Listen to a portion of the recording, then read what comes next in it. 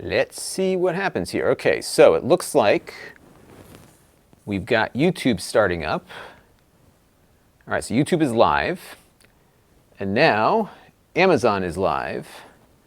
And let's see if we can handle Twitch at the same time. I don't know if we can do all three, but we're going to find out. So I'm going to go over to my, I'm going to click this online here.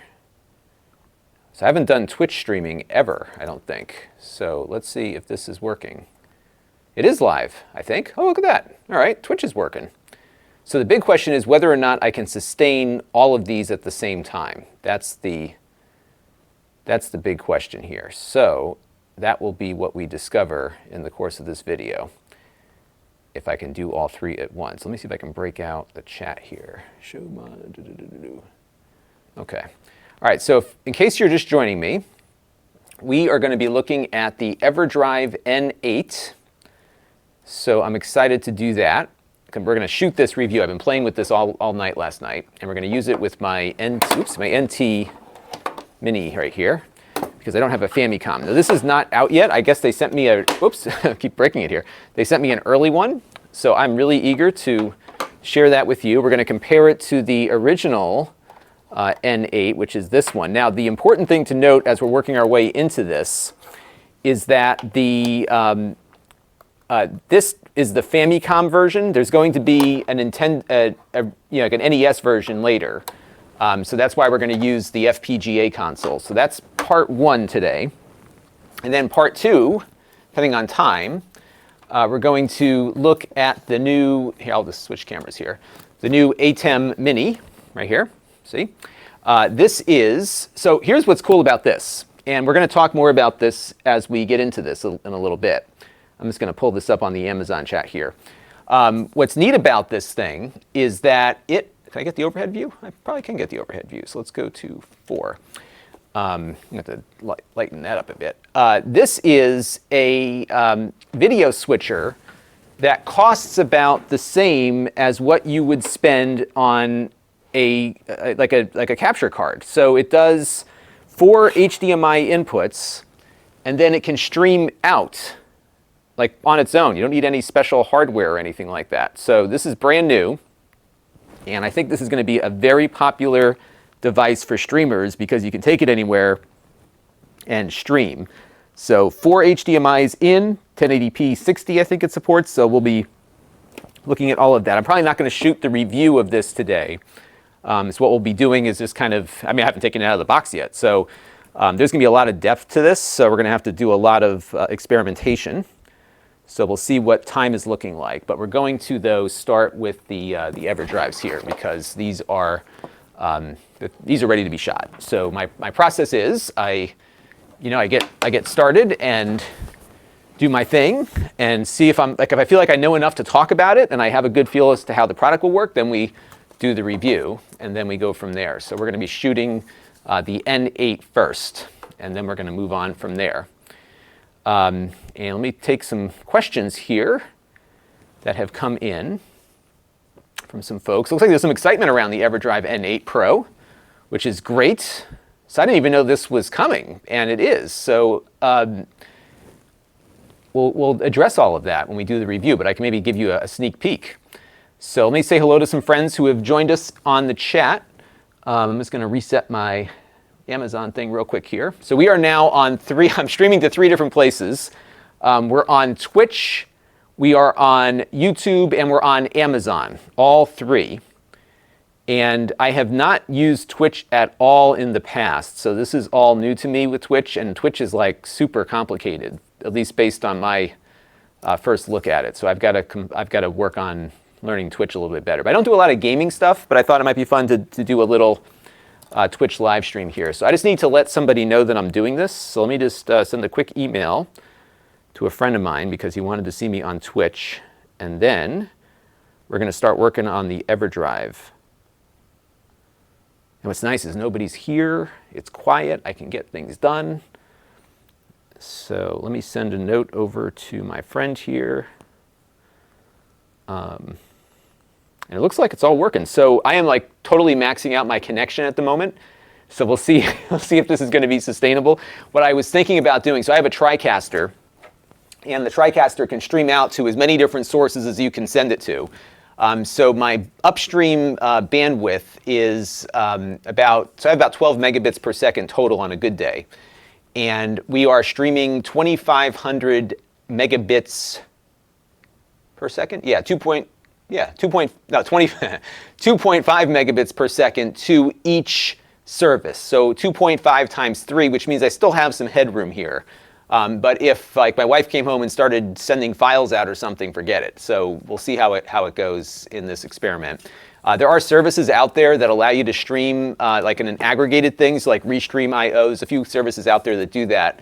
But they all cost money, so I'm kind of reluctant. If I have all this expensive equipment to do this, I'd rather just do it natively versus have another subscription to pay for. So we'll see. Because the other thing I get nervous about, like Restream wants like total control over my YouTube channel, and I don't like doing that at all. So I am like really nervous about giving them that kind of access. But one thing I was considering, and it costs about $75 a month to do this, is using whatchamacallit, what is it called? The Teradek service. Teradek has a great service called Core that works with their video devices. And what I like about Core is that if I have one of their devices, I can go out in the field and stream from multiple data points. So I can have my cell phone sending data, I can have an Ethernet or Wi-Fi connection sending data, and it kind of muxes it all together on the server and then can transmit out to multiple places. And the cost to use it, the cost to use it isn't expensive. I think it's, when I was doing the math on it last night to do all 3 services, it was like just a couple bucks to do, not even a couple bucks, to do a 2-hour stream. So we'll look at how this works. But right now it looks like everything is working. Things look okay. The Twitch stream actually looks pretty good. Red Lizard is on Twitch. Welcome. So I've got somebody on Twitch, 2 people watching on Twitch. We've got 73 watching here, and we're going to get started. I just want to say hello to some folks. So Dr. Phoebe Rises is here. Red Rush is here. Mark Bessert is here. Patrick Chang is here, but he's at work. Don't tell anybody. That's okay. I'm at work too, but this is what I do now. So Dimitri Brown is here. Who else we got? I got so many to say hello to. Lee1302. William Wilkinson is here. Repair Guy DK is here. William says, hey, it kind of looks like a blast from the past. See, these things are cool. If you've never seen a flash cartridge before, you're going to enjoy watching what we're going to be doing here, because these things you can put this in your 30-year-old Nintendo and breathe some really huge new life into it. It's amazing what you can do with these things. So we're going to be looking at that. Repair Guy DK from Denmark. He's back in chat. He wants that ATEM Mini, but is not in stock anywhere in the world. Yeah, I've been waiting. I ordered mine months ago, and it finally showed up. And right now, because of the holiday shopping stuff, like this thing bounced all over the place. So it took forever to get here. So I'm finally here. Camera Squad. He's been waiting to buy it. He wants one. I'm assuming he's talking about the ATEM, which we are going to get to. Gunboo wants to know what's new with the Pro version. It's going to be a lot faster than the other one. There's a couple of other features that we will cover in the review when we shoot it.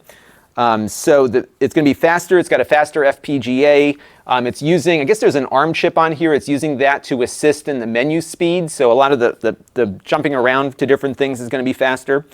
Games will now load faster off of this. It has more RAM. You can have ROMs up to 16 megabytes in size loaded onto this. So you think about what that has potential for in the homebrew community. That's going to be pretty substantial. So we're going to try to load in a really large ROM, which you couldn't load before. It has a USB port on it for developers. We'll probably not do much with that because I am not a developer. It's got a built-in NSF player so you can play NES songs.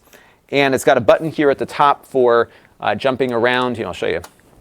So you can jump to the menu and stuff from there. There's also now 100 save state slots, whereas before you just had one. There's also an in-game menu that you can pull up to access those save states or reboot the game and stuff. So it's got a couple of nice add-ons.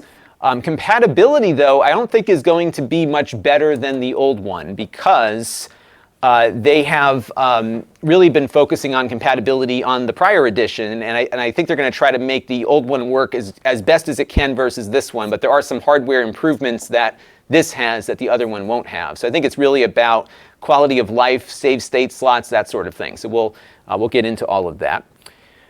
Let's see. Camera Squad wants to know where I purchased the Blackmagic from. I will have to look. I forgot where I got it from. I think it came in today. I think I'll let you know where it came from. Right now, nobody's got it in stock. I ordered mine months ago, so it's really hard to find them at the moment. So Tom Lloyd wants to know, is this new or old tech? This is new tech for old hardware. So this is designed for the Nintendo consoles, the 8-bit Nintendo consoles. And we'll be using it today with the analog NT Mini, which is a NES clone console. And the reason why I have to use this and not the original Nintendo is because this is only for the Famicom at the moment.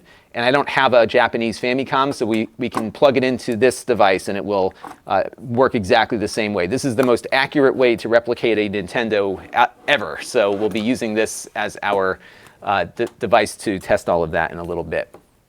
Got some folks on Twitch here. So we had Red Lizard before, Mendeler, and Remix Plum TV. Welcome, everybody. And we've got a bunch of you on YouTube. I'll keep answering questions here. Yeah, hopefully everything works here. Brad Wittenbaum is here. Tech with Sean is here. Michael Hayden is here. Technology is here. Stock Dog is here.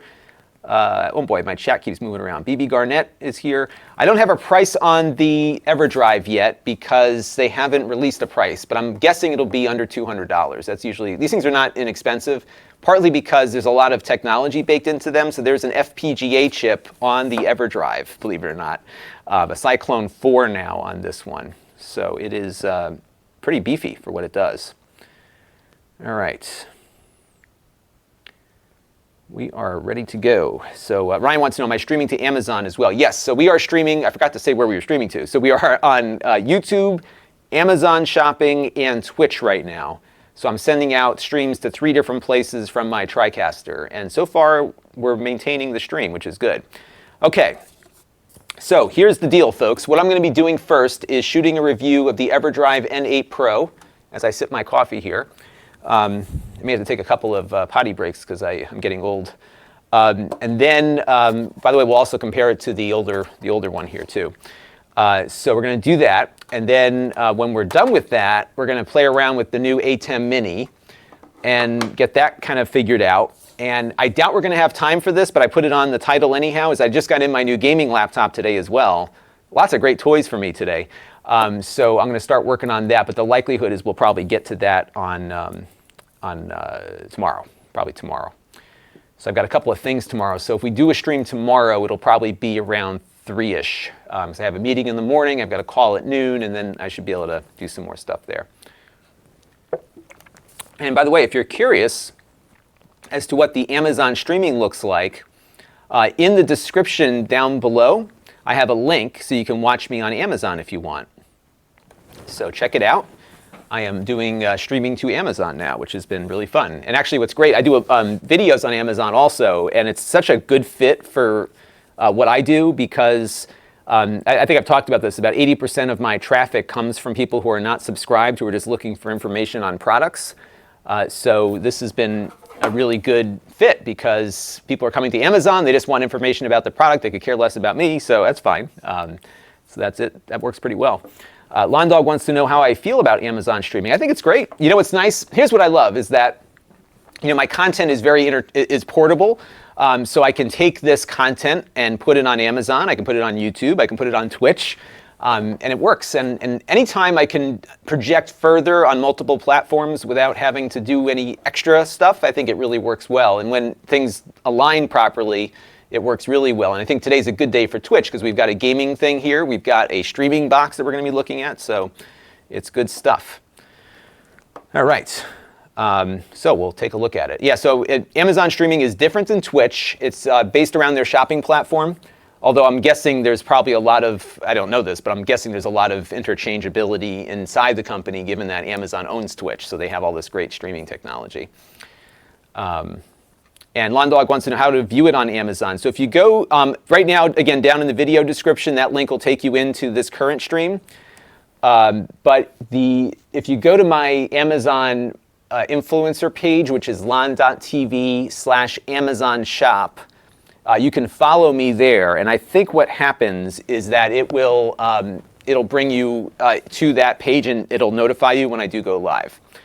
And I hit the wrong button there. All right, now I got a couple questions on Amazon that I want to answer, and then we are going to, or one question on Amazon, and then we're going to get started on the review, because I'm just holding this thing here. You probably want to see what it does. So Chris Karp on Amazon wants to know, is this better than using an emulator?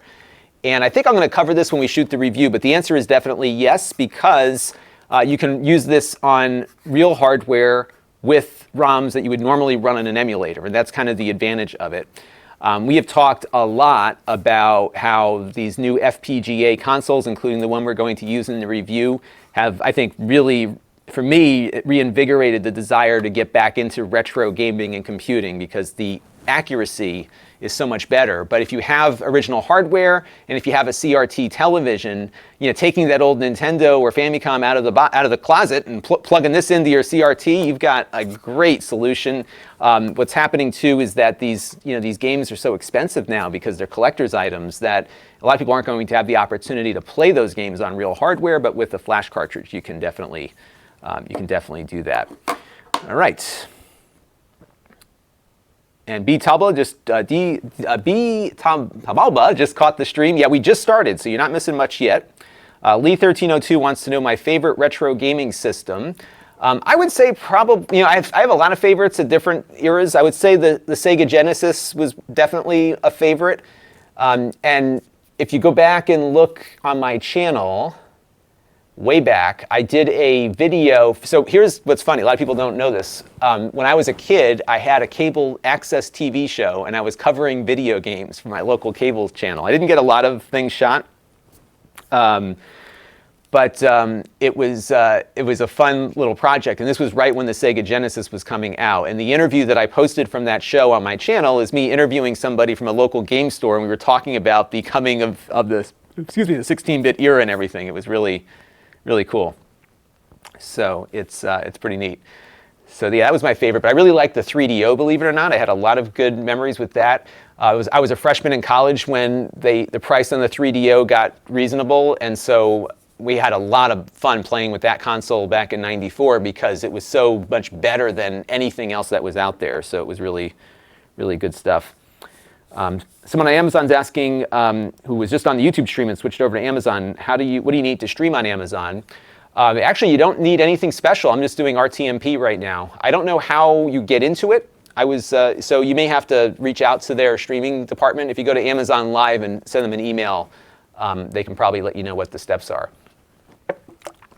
So that is how that works. Okay, we got to get to work here. That's what I'm here for. So let's get started on this. And so for those of you who haven't been on one of my streams yet, what I decided to do is just start streaming as I'm working. So I've got my cheat sheet here. Let me show you what my cheat sheet looks like. And this is all the stuff that I want to cover in the video. So we're going to cover all this stuff as we're recording. And then we're going to be done with it and then move on to the next thing. That's how this works. So that is what we're going to do. I'm still not totally satisfied with the overhead shot, but I don't think we're going to be using it in this video. So I think we're okay for now. All right. So we're going to begin, and you get to see me doing my thing. William Wilkinson wants to know, by the way, about Neo Geo. Well, we're going to do a little bit more on the Mister soon. So I didn't have a Neo Geo back then because it was so expensive and the games were so expensive. So I never bought a Neo Geo, but always wanted one because you would see them in the store. But I think it was back in '92. It was $800 for the system, and the games were $200 a piece. And now go to the inflation calculator and try to figure that out. It's crazy expensive. So the Mister has been a great way to kind of explore that platform, which I couldn't before. All right. David Leblonsky is enjoying this, so it's good stuff. KM Dexter says, remember the CDI? Yes, I do remember the CDI. I never had one of those either, but I remember taking a trip in high school to New York City, and whenever we took this trip, it was like an annual school trip that we would go on. We would always stop in at FAO Schwartz or the Toys R Us downtown, and they had like a section of all this new and crazy expensive video game stuff, and the CDI was one of the things there. And you look at this stuff now and it looks terrible, but back then it was revolutionary because we were playing Nintendos and Sega Genesis systems. There wasn't, the CD technology wasn't there for a lot of folks. It was pretty amazing. All right, let's make sure my Coffee is off screen here. Duncan's not paying for placements, so no Duncan on screen until I toss it off my desk here. Okay, let's get to work here. 3, 2, 1. Hey everybody, it's Lon.TV, and we're taking a look today at the brand new Everdrive N8 Pro. This is a flash cartridge for the original Nintendo 8-bit consoles. The one we're looking at today is designed for the Japanese Famicom console, but it will work with the Nintendo NES. Let me start that again. This is a complicated problem because I'm getting this early. It is something that is going to be available for the NES specifically, but I have to be really careful about it because I don't think if you have an adapter, this is going to fit in the original NES because of its size. So we're going to start that intro again. Let me just kill the audio on one of my inputs here until we need it. Okay. 3, 2, 1. Hey everybody, it's Lon.TV, and we're taking a look today at the new Everdrive N8 Pro. We got in the Famicom version the other day, and we're going to be plugging it into my analog console to play around with it. This is a flash cartridge for the 8-bit Nintendo. The Famicom in the... Let me start one more time. Takes a little while for me to get into it. You know, you gotta kind of like get yourself together. Yes, Mark wants to know if it works on the Super NT. No, just the NT Mini. So it does not work on the Super NT. 3, 2, 1. Hey everybody, it's Lon.TV, and we're taking a look today at the brand new Everdrive N8 Pro. This is a flash cartridge for the 8-bit Nintendo consoles. This one is designed for the Japanese Famicom, and there will be another version that will fit inside the American NES. And what this lets you do is put a bunch of games on a flash card, like this little SD card here, and load those games on your original hardware, yet you're using this piece of modern hardware. I'm saying the hardware word too many times. Okay, yeah, 8-bit RAWs. Cut, we need one more take on that, exactly. That's how I work. I just kind of keep going until I've got it where I like it. And right now, I don't have it where I want it to be, so we're going to keep going until I get it right. 3, 2. See, if I scripted it, it would be easier, but I've tried scripting before with a teleprompter, and it just doesn't feel natural, so I've just got to keep working with it. So that is how it goes. 3, 2, 1. Hey everybody, it's Lon.TV, and we're taking a look today at the Everdrive N8 Pro. This is a flash cartridge for the original Nintendo 8-bit consoles. You can put this in your Japanese Famicom, for example. There's going to be a later version for the Nintendo NES. I keep screwing this up. Let me try this one more time. This is going to be the one that works. And if not, you can see what happens most of the time when you're not watching me. I continually screw up and start again. 3, 2, 1. Hey everybody, it's Lon.TV, and we're taking a look today at a brand new flash cartridge for the 8-bit Nintendo systems. This is the Everdrive N8 Pro, and what it lets you do is run games that you remember from the past, or perhaps you know, what is wrong with me? 3, 2, 1. Hey everybody, it's Lon.TV, and we're taking a look today at the new Everdrive N8 Pro. This is a flash cartridge for the original 8-bit Nintendo systems. The one we're looking at today is for the Japanese Famicom, but there will be a version for the American NES very shortly, and both will work the same. And basically what it lets you do is load up a bunch of Nintendo games on an SD card like this one, and you can plug it into your original hardware and use this piece of modern technology on your old 8-bit consoles, and it adds some new functionality along with some features that you didn't get 30 years ago. And we're going to explore some of the things you can do with this flash cart and look at how it differs from the prior version of it as well. A lot to explore here in this video. Now, I do want to let you know, in the interest of full disclosure, that this came in free of charge from Crix, who is the maker of this device in the Ukraine. He's got a bunch of these flash cartridges for a number of other consoles as well, so you definitely want to check him out and see what else is out there. All of the opinions, though, you're about to hear are my own. Nobody is paying for this review, nor has anyone reviewed or approved what you're about to see before it was uploaded. So let's get into it now and see what this flash cartridge is all about. All right, I think we got that one. Let me stop the recording. And as you all know, who've watched me do my work here, so Colonel Johnson says, large audience is making me nervous. What do you say? Yeah, run for the hills. Exactly. So that one worked. But you see, this is what happens. And what's funny, and I've talked about this before, a lot of times too, like I will have a take that I'm not happy with, but sometimes like just working out what I want to say in my head by actually saying it helps it come together better. So I'll say, oh, I like what I said in that take, but not what I said in this one, and then it just kind of all comes together. So give me a second here. I might drop out for a second, because what I am doing is indexing the drive, and that sometimes throws off the TriCaster here. By the way, this is why I chose the TriCaster for my production device and not tried to build something myself, is because the TriCaster is very good at doing multiple things at once. So we are streaming live, we're recording, and we're streaming to 3 different services right now too. So it seems to work. BB Garnett wants me to keep that little thumbs up at the end. We'll see. We'll see how it works. Let's take a look at it real quick here. So I'll pull up the recording, and I'm going to hit play. 3, 2, 1.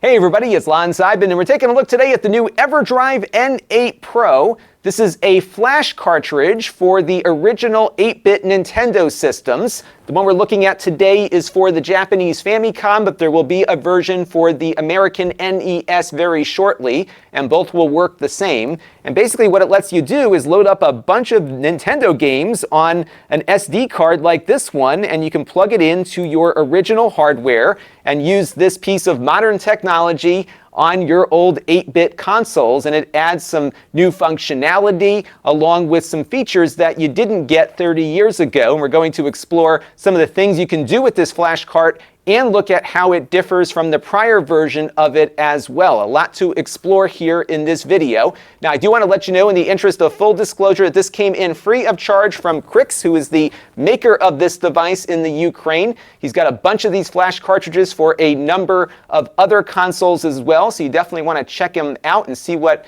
else is out there. All of the opinions, though, you're about to hear are my own. Nobody is paying for this review, nor has anyone reviewed or approved what you're about to see before it was uploaded. So let's get into it now and see what this flash cartridge is all about. All right, I think we got that one. Okay, there we go. So I think that works for take 1. And Gumbo, yes, I agree. Crix is a wizard. You know what's funny, though, is that the flash cartridge market is getting a lot more competitive. So I don't know if you all saw the thing I did on the Terra Onion thing, but that's an amazing device also. So there's some really good stuff going on out there. I'm just going to adjust my lights color temperature real quick. Let's get a little less warm. Looks a little better. Okay. I'm slowly getting the hang of lighting things better, so that's part of my thing. Yes, we've got like a real war going on between Terra Onion and Crix. Apparently Crix now has his own Sega CD version of the Everdrive on the way, so I'm loving it. It's just great to see all this innovation for retro games. And then you have the Mister project, which we're going to do a whole video. We've done a few already, but we're going to have a special holiday retro video on the Mister and all the things that you can do with it for retro computing. That's going to be one of our retro videos right after Christmas, so good stuff. All right, so now we're going to pick it up on this shot here, and we're going to look at the hardware, and then we're going to roll out the NT Mini and plug it in and get going with it. It kills me that I can't interface this with original hardware, but I just don't have the original hardware to work with. But the NT Mini is just super accurate, so we're going to give that disclaimer, and we'll see what goes on there.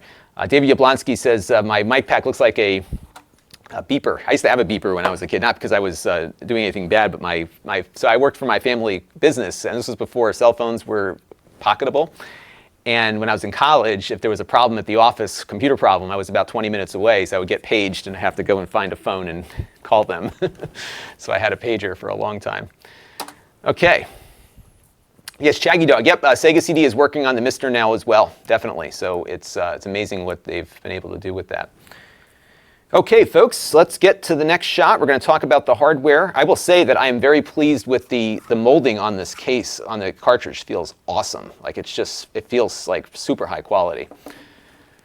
3, 2, 1. So let's take a closer look now at the hardware. At the time I'm shooting this video, I don't have a price on this one, but I would expect it to be just under $200 or so. These are not inexpensive because of what is on them. There's actually an FPGA chip on here to replicate some of the special chips that Nintendo cartridges used back in the day. So this is really a specialty kind of device, but if you are a real enthusiast, it's a small price to pay to get the functionality you're going to see here in a few minutes. And I was very pleased with the actual quality of the casing on this one. It's got a very nice high quality plastic. It feels just really nice, really good high impact plastic here on it.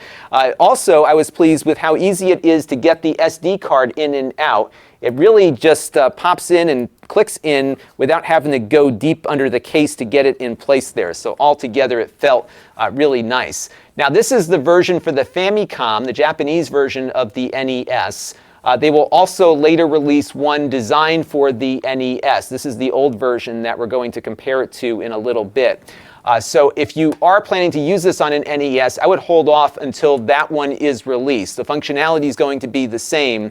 And I don't think this is going to work with an adapter because the cartridge is actually a lot larger than the original Famicom cartridges were. So I don't know if you're going to be able to get it into your old side-loaded NES console. It'll probably work with an adapter on the top loader. So there will be, again, a full-sized NES version coming out shortly. Not much else here on the cartridge to look at. There is a USB port here for developers to use.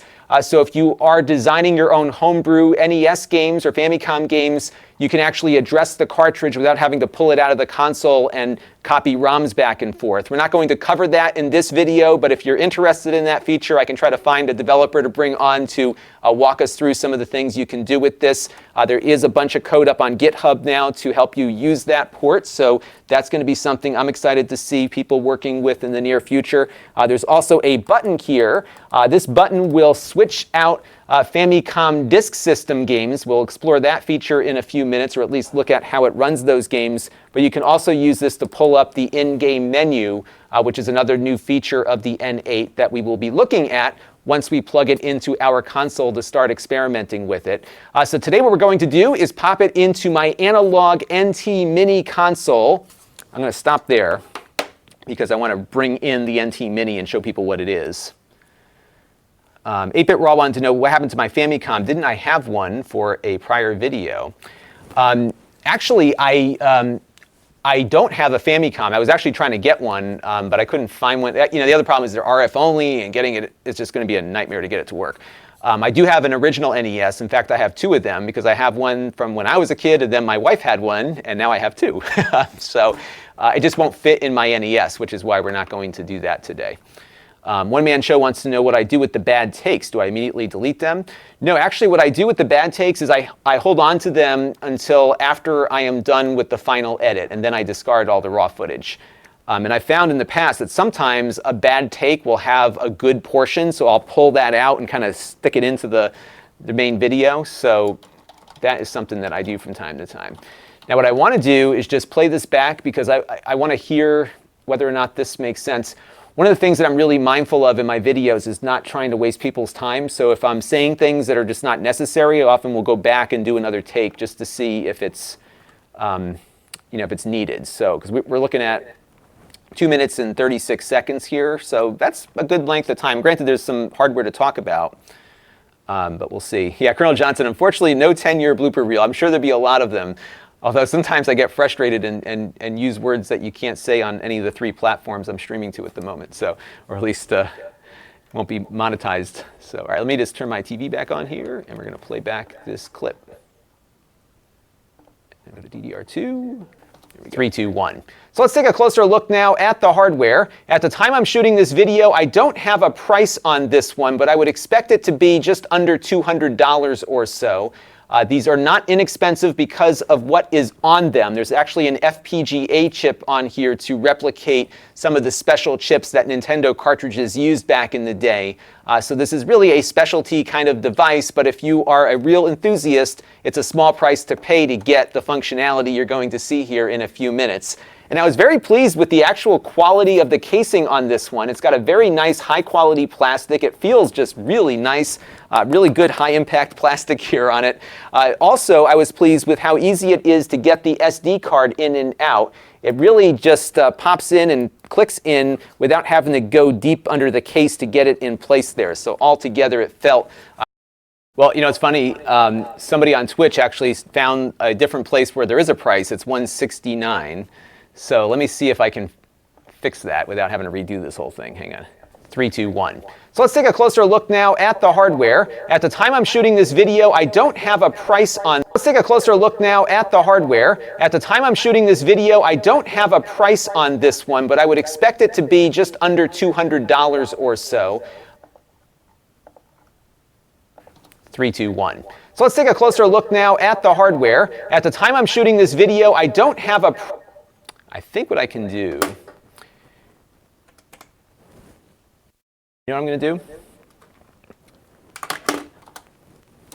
I am going to shoot me saying the price, and then that way I can either do it as a replacement audio clip, or I can cut back to me, and then that's how we're going to do that. So it looks like it's $169, and one of the best things about doing this live is that you give me immediate feedback. So credit goes to Mendler, who found the price, because I was looking on the wrong Crick store for that price. So thank you to Mendler for the price. So what we're going to, yeah, by the way, you're going to hear echo because I have a TV down here that you can't see. So when I'm speaking, I'm muting that television, but if I unmute it, it channels any audio through the TriCaster. See? Hi. So that's why you're hearing a little echo from time to time. All right, so we're going to do this shot, which we're going to insert at the beginning in post, as they say. 3, 2, 1. Now the price on this is $169. That might be expensive to some folks, but for others it's pretty reasonable given the functionality that you get out of one of these devices. If you are really into playing things on original hardware, that's the price that you pay. I think I don't want to justify it, because you know what, you can determine whether or not this is a value or not based on that. 3, 2, 1. 3, 2, 1. Now the price point on this is $169. That might seem a bit pricey, but this is what you pay to get that original hardware to work. I think I do want to say something about the price. We should acknowledge that it costs more, but why is that important? Well, the reason is that's what it, yeah. 3, 2, 1.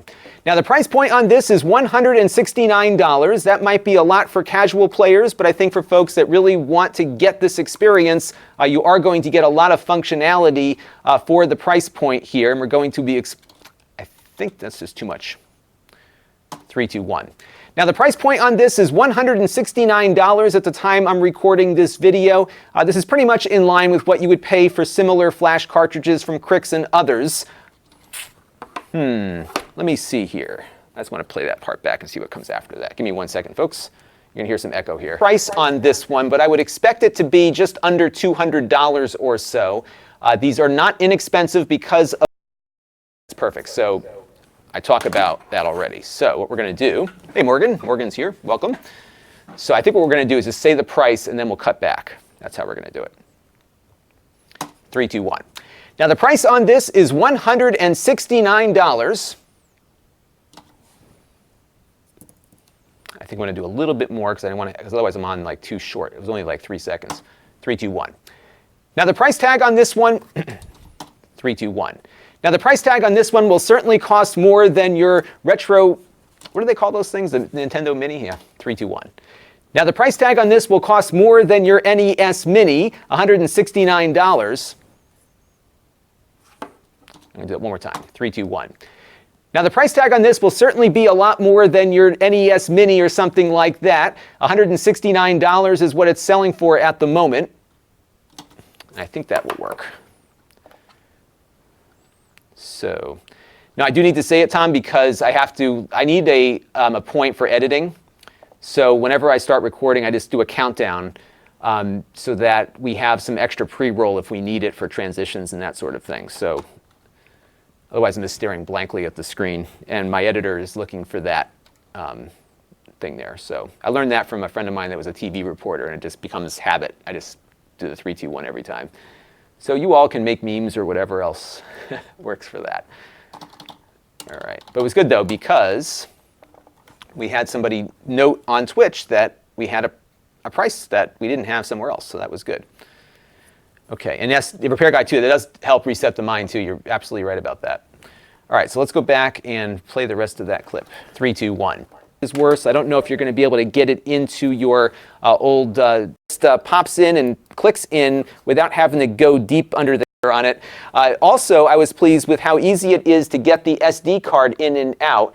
It really just pops in and clicks in without having to go deep under the case to get it in place there. So altogether, it felt really nice. Now, this is the version for the Famicom, the Japanese version of the NES.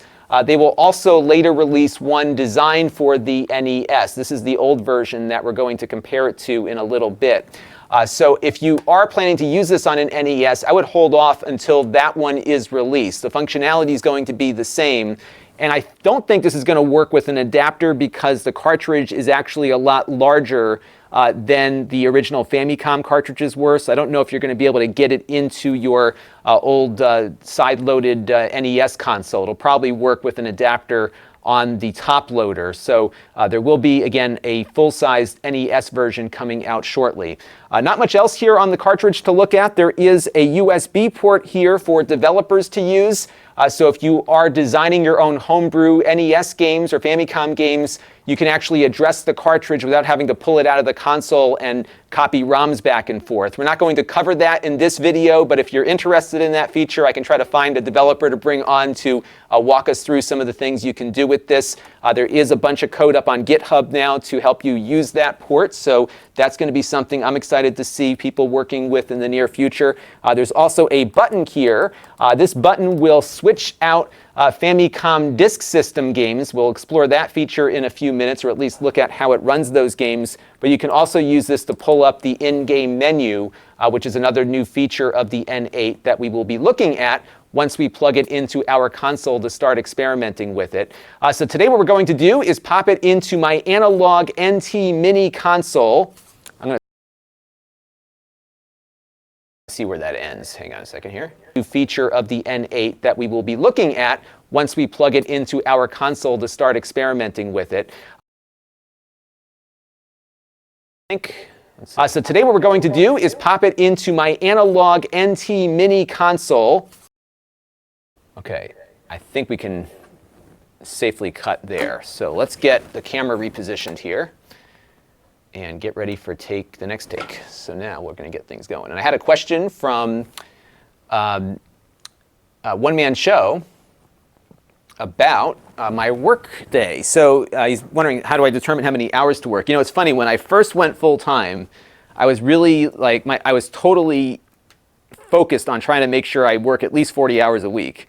And so what I was doing, it was actually a helpful exercise. So what I did is I actually was keeping track of every minute of the day just to see how I was spending my time. And it actually helped inform me about hiring help and stuff later. Because I wanted to make sure I was doing exactly at least 40 hours a week. And as it turns out, I do a lot more, partly because I really love what I do. So that was, but that's it. So I do work 7 days a week most of the time. And sometimes it's, working down here, but there's also a lot of prep work that goes into doing this stuff. So I do a lot of prep work. I do a lot of, I have people to reach out to now, different companies, that sort of thing. We've got CES coming up, so I'm in the middle of planning that. So it depends on what my energy level is like. And I also look at what I have in the hopper. So for example, right now I've got at least 2 videos that are done and uploaded that I haven't published yet. And I also look at what other things I have to do. So big thing that I have to get done in the next day is the end credit rolls, because I usually update them every 2 months or so. And that needs to get done because we have patrons that need to get, or Patreons and other folks who need to get acknowledged. So I want to get that done, and that's something that I don't do sitting in front of this desk, So it varies. But it's interesting because I monetized my hobby. So even when I'm working, it doesn't always feel like work. Sometimes it does, but generally it doesn't. Helms Ellie says, yeah, that's a big Famicom cart. Yeah, I guess the old one was about the same size, but this one is not. So that's going to limit its usefulness on other systems, American systems. But the good thing is I have Oh, so you haven't seen this shot yet. So this is my NT Mini. They don't make this anymore, which is really unfortunate, but this is really the best. This thing is awesome. It's FPGA-based NES clone console. It's perfect. It's absolutely perfect, and it runs other consoles too. This thing does pretty much the entire 80s. So now I would say get a Mister because it's the same thing. But what's nice is you can plug the cartridges right in. So let me just see where I left off on the last clip here. You hear a little echo here. We will be looking at once we plug it into our console to start experimenting with it. So today what we're going to do, you know what I'm going to do? I'm going to break at experimenting with it and just start off on this clip here because this makes a lot more sense. And I think what I might do though is start on a closer shot of the NT Mini. Ooh, you know what I could do? I could do the overhead shot. Let's see how that looks. I'm just curious. But it doesn't really show the front of it, does it? I think it's better to show the front. So we're just going to zoom that camera in real quick, and then we'll come back out. One of these days, I'll upgrade to some like really fancy PTZ cameras, and I can not have to get up at all. But my Apple Watch gives me credit for standing up, so that's partly why. At least that's my excuse. Okay. There we go. That looks better. Repair Guy says, YouTube is 24/7, 365. That's very true, Repair Guy. I'm always thinking about this stuff. In fact, I spent sometimes I'll wake up like dreaming about what I was going to say. And what's funny is once I get something and I start playing with it, what I love about this kind of stuff is that there's no formula to follow with these because this is such a unique piece of technology that you're often, it's kind of fun to figure out how, of the million things you could talk about, how do we whittle this down into something that someone's going to get value from? So that's part of the challenge. And actually the two things that I plan on looking at today on the stream meet that criteria, both this and the other thing. Helms is very much attracted to my NT Mini console. I spent a lot of money on this thing. I think this was like $500 or something. It was expensive. And you think that's a lot of money to spend on something to play Nintendo games, but what sold me on it was the fact that it can do a lot of other stuff. Check out my review because you can run every console from the 80s on it. All right, just give me 1 second. I just got to play back that one spot to see where we're going to jump out of. Which is another new feature of the N8 that we will be looking at once we plug it into our console to start experimenting with it. Okay, so that's going to look a little weird. So today what we're going to do is pop it into my analog NT Mini console. All right, we're going to end there and cut back to here. Otherwise, it's like, oops. Otherwise, the NT Mini is not going to be there 1 second and then there the next. All right, so we're going to pop it in here. I'm just going to explain what this is.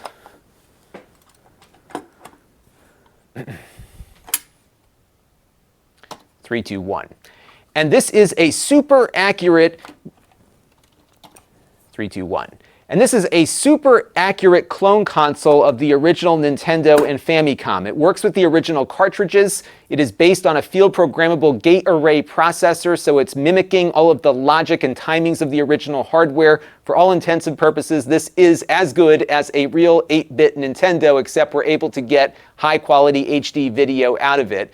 You can plug this into native hardware, and it's going to work exactly the same as what you're about to see here. So let's boot it up now and see what you can do with this flash cartridge. I just wanted to get that in there because some will complain that I wasn't using original hardware, just I don't have original hardware that can work with it. So NT Mini intro. And by the way, you cannot get this anymore because they have stopped making them, although there is a strong belief in the retro community that they will be coming up with a lower cost version of it. So be on the lookout because they did register a trademark for the NT Mini or NT something with an 8 in it, and I think that's going to be this in a much more affordable form factor. They made this out of a block of aluminum. I mean, it's crazy expensive, and I think they're going to get you something that's a lot less expensive in their next hardware run. All right, so I think what we're going to do here, let me just play this back. 3, 2, 1. And this is a super accurate clone console of the original Nintendo and Famicom. It works with the original cartridges. It is based on a field programmable gate array processor, so it's mimicking all of the logic and timings of the original hardware. for all intents and purposes, this is as good as a real 8-bit Nintendo, except we're able to get high-quality HD video out of it. You can plug this into native hardware, and it's going to work exactly the same as what you're about to see here. So let's boot it up now and see what you can do with this flash cartridge. All right, so I'm just going to get the camera repositioned now. And we ended on me, which is, you can see me kind of frozen there. So what I never like doing is I never like to have jump cuts in my videos, so I always like to make sure that we are on the right track. Yeah, the Analog 8, RetroBrook says it. That's what it's called. All right, let me just get this repositioned. I just want to get in a little bit tighter on the screen. We're also going to have this outputting. It's going to be capturing in real time as we do all this. I have this feeding into my TriCaster as well.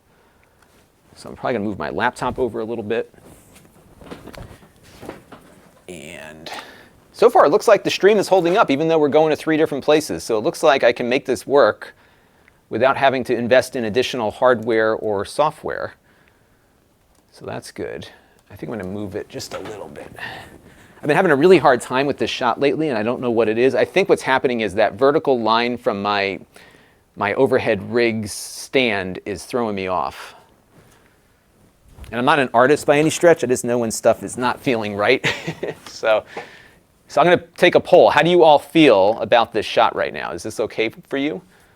Or should I fix it? Because I got like, it doesn't really matter. So I want to have room for my hands in here too. What I really need is something on that wall. Because I have a picture that's just out of frame. I think I could probably tilt up a little bit. Let's do that real quick here. And that'll give us a little bit better of a look. So you can see that's the picture I have. My wife, it was really nice. My wife went and got all of those high-res posters that JPL from NASA. NASA released all those posters for free, like high-res images. And she had them all printed and made picture frames. So we have them all over the room down here. It's really cool. I am hard to shop for, and that was like a really good gift. All right, so now we're going to boot up this thing. And what I don't want to do is show people what the analog console looks like, because that's not what we're talking about. So we're going to get this thing to boot to the main screen. And I'm going to plug in the console, because without plugging it in, it's not going to work. And this is where things are going to get a little tricky, because I am capturing via NDI. And sometimes things don't always work as planned. But let's see what happens here. All right, I think we're good. All right, so now what we have on screen right now is the analog menu. And then you can see the little skulls there. So this has got the, we won't spend a lot of time right at the second in this, but I wanted to show you what you can do with it. Oops, I don't have my card in there. If I put this card in, what happens? I'll have to copy some. I'll do this. We'll do this another time. But if you check out my review, you can run other systems on this. So it does the Atari 2600. It does the ColecoVision. It does the Intellivision. I mean, there's a whole bunch of 80s cartridges that are 80s systems that this thing works with beautifully. All right, that looks better. It's getting a little bit too much of the light in there. I recently redid the lighting in here, so things have been a little challenging. Okay, so we're going to, in this case now, we're just going to run the cartridge. All right, there we go. Now, if you've ever used the Everdrive before, you can immediately see how much faster this is. Now, what I am noticing is that I think I need to adjust the NT's screen here, so let me just do a couple of quick things. I just want to get the horizontal position a little bit, oops, the vertical position, I should say. Oh, right now I'm totally screwing this up. This thing is like really touchy. This is an enthusiast device, so it does, like the amount of adjustments you can make on this is kind of ridiculous. And so I will undoubtedly be screwing up something along the lines of that here. All right, there we go. Let's go run the cartridge again. So you can see how fast it is right when you boot it up. Now what I did is I put everything in a big folder. So I've got, I forgot how many, I've got several hundred ROMs in here. So normally this would take a long time on the original. But look how fast it is now. You can just scroll through all this stuff. And when we get to the comparison thing, this is going to be a big thing that we're going to talk about, because the speed in which this thing can load up a menu is much better than it was before. So that's one of the big differences. And then I've got a few things to demo here. So for example, we can load up Kirby's Adventure. Oops. And if I hit that, now the game is running. And if you want to hear the sound, let's get the sound working. I got to be careful. I got hit with a Nintendo copyright thing on the audio before.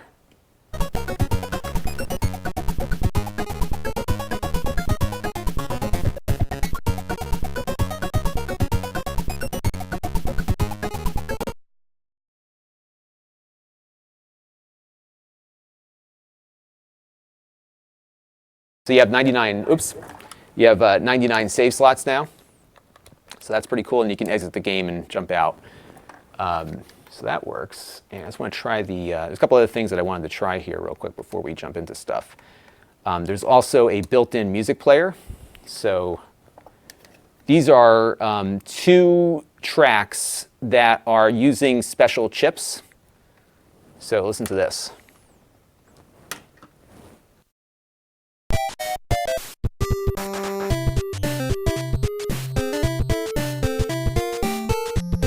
You know what?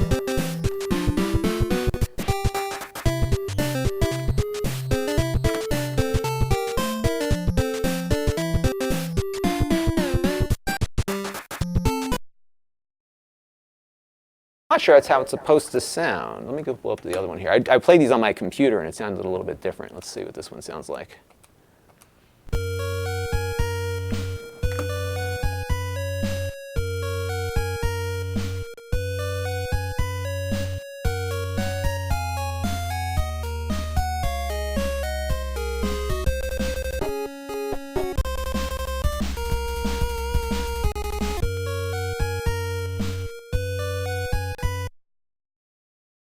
You know what's interesting is I don't know if this is it supposedly supports it supposedly supports the special chips on the NSF player, but I'm not sure if it does. I'm gonna have to be careful about that part. These were tracks that were made for the VRC6, and which is the add-on chip, and I'm not sure if that player is recognizing it. Let me hit the button again.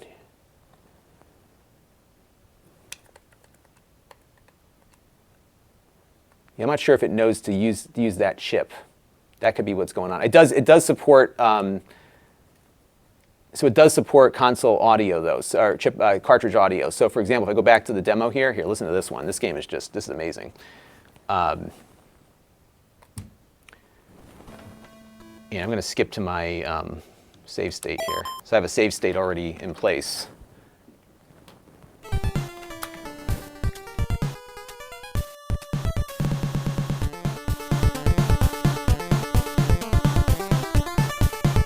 Yeah, something's not right here.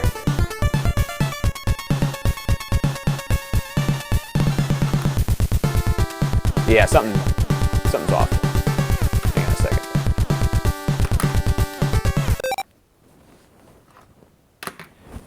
Yeah, so something is not, for whatever reason, the cartridge audio just decided not to stop working. So let me go back in and check the options on here. This was all working last night. What's funny is whenever I do anything, things, like whenever I'm about to record something, whatever worked last night doesn't work now. But you can see it supports some of the special audio chips. And these things are all mixed in on their own. So let me, I can select, let me just do like the standard Famicom original here and see if that does it. And it could be that I was using a save So let's try this again. I'm just going to put the, unmute it here. Oops.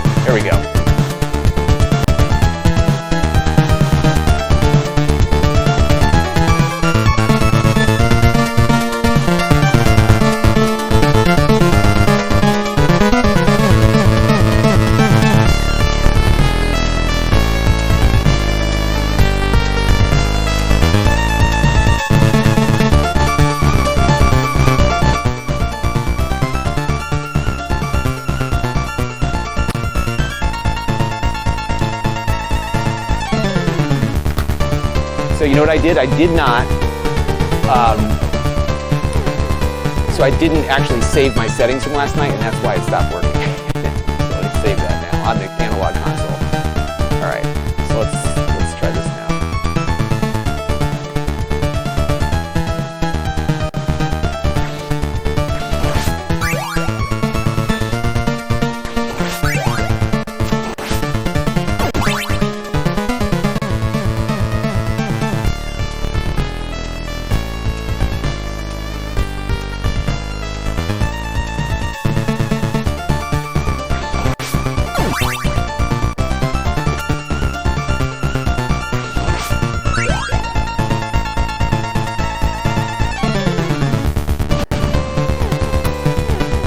Okay, so now, those of you watching, let me pause this real quick. Those of you watching, I would love to know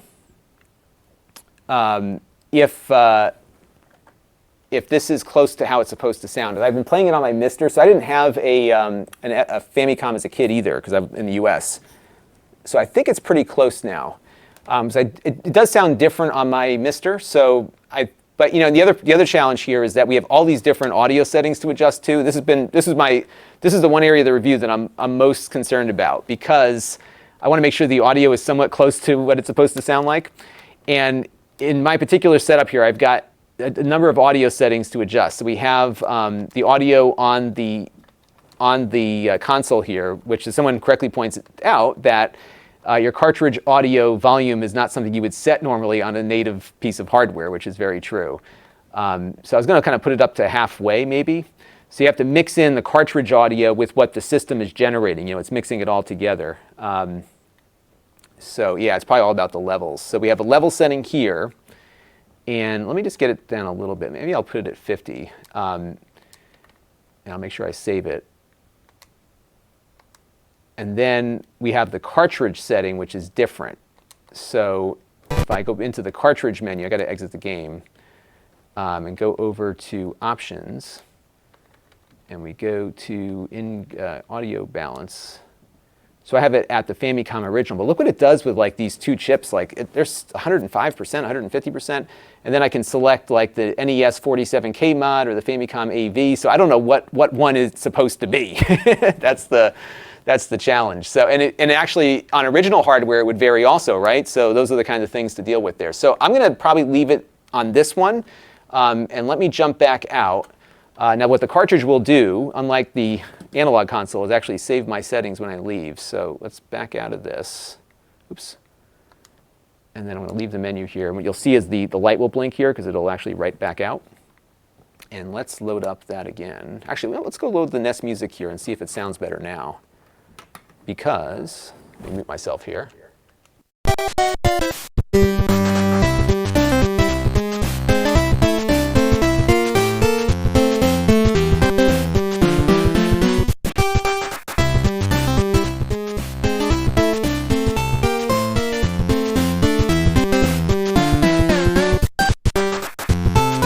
So that's what that's supposed to sound like. So let's go back and try the Mega Man theme. Oops. And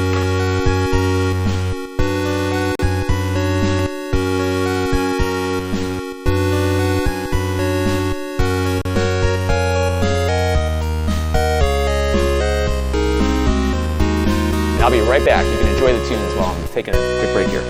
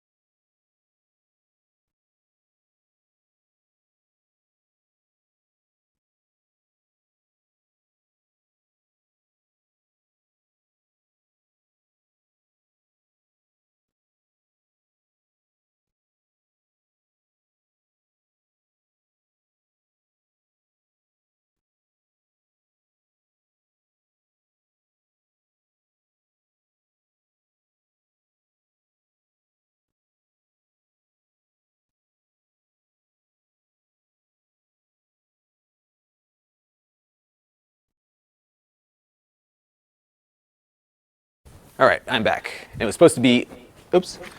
It was supposed to be constantly entertaining you throughout this whole thing, so let's try it again.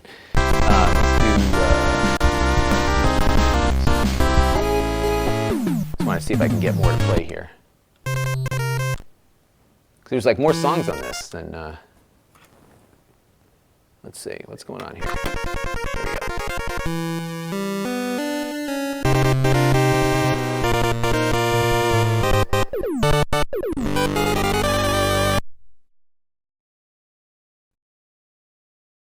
Yeah, I think what I might do, oops. So actually what's interesting on the NT the NT Mini here, the default was cartridge audio off completely, and it doesn't look like they have like an on or an off like they do on the Sega Genesis version. And I'm guessing, so the reason why they leave it off by default is they don't want to have any additional noise come in if they can avoid it.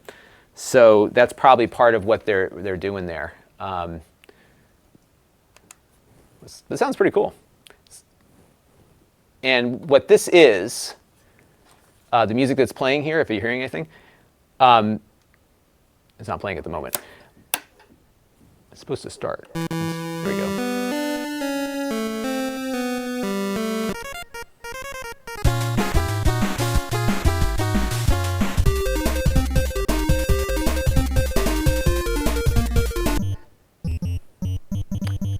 So these songs are supposedly taking advantage of the extra audio chip. So right now this FPGA is replicating that chip. But this is one of the differentiating features of this new version is that it's got the player built in. But we do need to cover cartridge audio.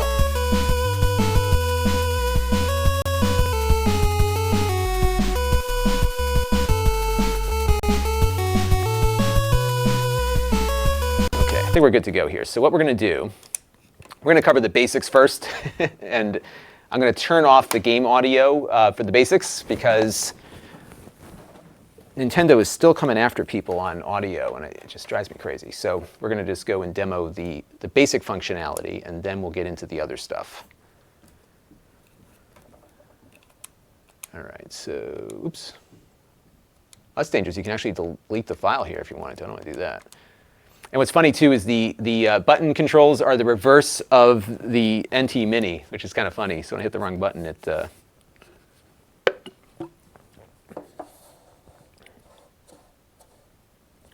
okay. Yeah, so I think we might, this will not be as accurate, because Leo makes a good point that there is a slight variation in speed between the actual NES and Famicom and the Analog Mini. It's minimal, but there was a little bit more variability on refresh rates, cycles on a CRT. So to Leo's point, they were running the original consoles at 60.10 hertz. HDMI is locked at 60, so there is going to be a little bit of a difference that you'll detect. And what's nice about these is that you can hook them up, if you really want to, you can hook them up to a CRT. But I've said, many times, like if you're going to use the CRT, then get the original hardware. It's a lot less expensive, even with the used market being what it is. All right, so let's figure out where we last left off. And what we'll do is pick it up and just kind of show the basics here. So what we'll do, and actually, we'll just load up Kirby, because I have it in the demo folder here. And that's actually a big game.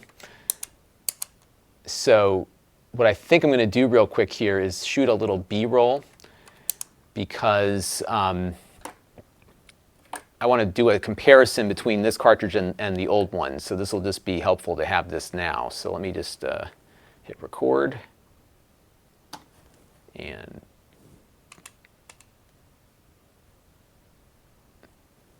because you'll see in a minute the other cartridge will take a lot longer to load this game.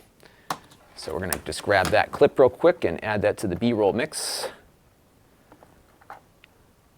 150 Kirby load B-roll NA Pro. Okay.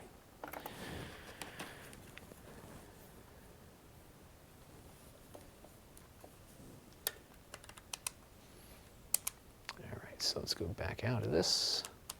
Okay. And ready that, and I just want to see where we left off on the last clip, and then we'll keep going with the video here. You can see how the sausage is made, folks. It ain't pretty.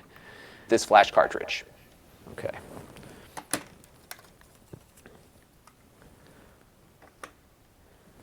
Hey, EC Myers is here. Welcome. One of my Twitter buddies.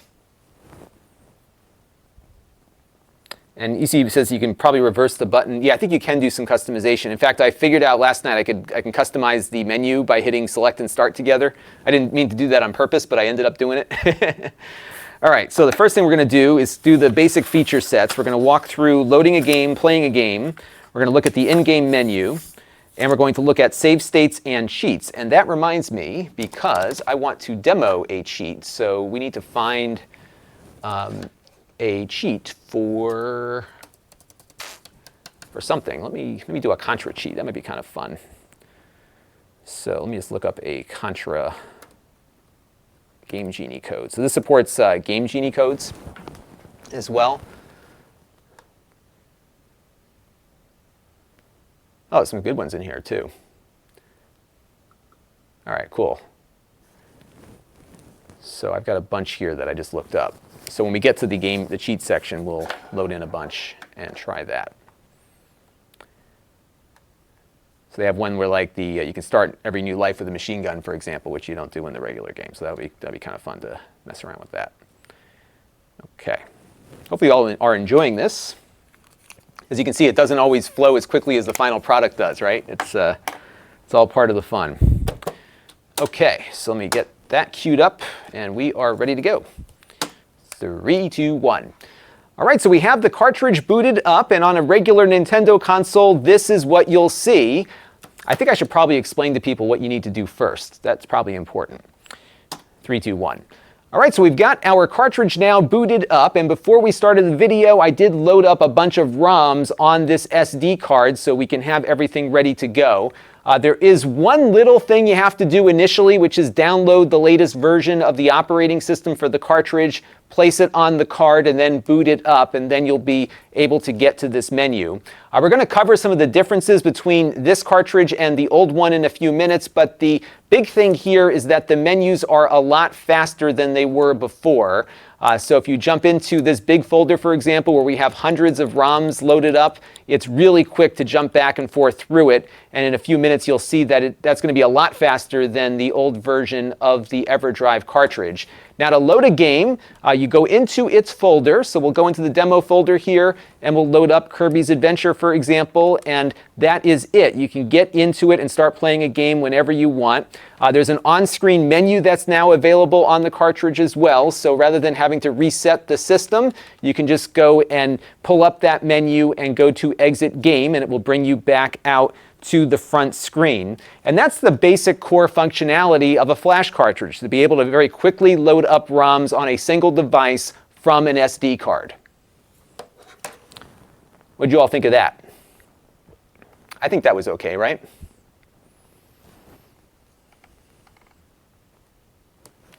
All right. So let me go and get this going here. And we'll get that going. I think I might need to add some moderators to my chat room. Okay, so we're going to go and add that to the mix here. Looks like everybody thought that was a good take. It's actually been helpful. You know, the Amazon Studio review that I did the other day, people were really helpful in the production of that, and I think the video came out better with the real-time feedback as we were shooting.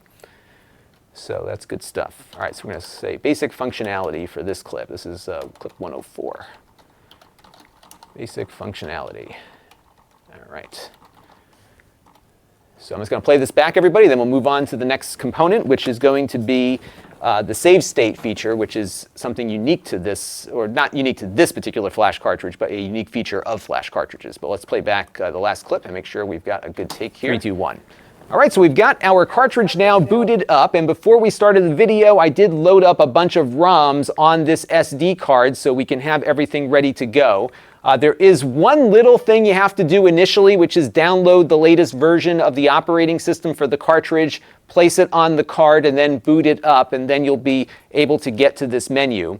We're going to cover some of the differences between this cartridge and the old one in a few minutes, but the big thing here is that the menus are a lot faster than they were before. So if you jump into this big folder, for example, where we have hundreds of ROMs, place it on the card and then boot it up, and then you'll be able to get to this menu. We're going to cover some of the differences between this cartridge and the old one in a few minutes, but the big thing here is that the menus are a lot faster than they were before. So if you jump into this big folder, for example, where we have hundreds of ROMs loaded up, it's really quick to jump back and forth through it. And in a few minutes, you'll see that that's going to be a lot faster than the old version of the Everdrive cartridge. Now, to load a game, you go into its folder. So we'll go into the demo folder here, and we'll load up Kirby's Adventure, for example, and that is it. You can get into it and start playing a game whenever you want. There's an on-screen menu that's now available on the cartridge as well. So rather than having to reset the system, you can just go and pull up that menu and go to Exit Game, and it will bring you back out to the front screen. And that's the basic core functionality of a flash cartridge, to be able to very quickly load up ROMs on a single device from an SD card.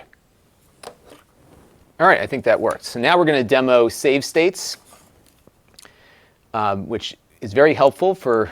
See, it's funny, as you age, you don't have time to play a Nintendo for 3 hours to get through the game as you could before. Yeah,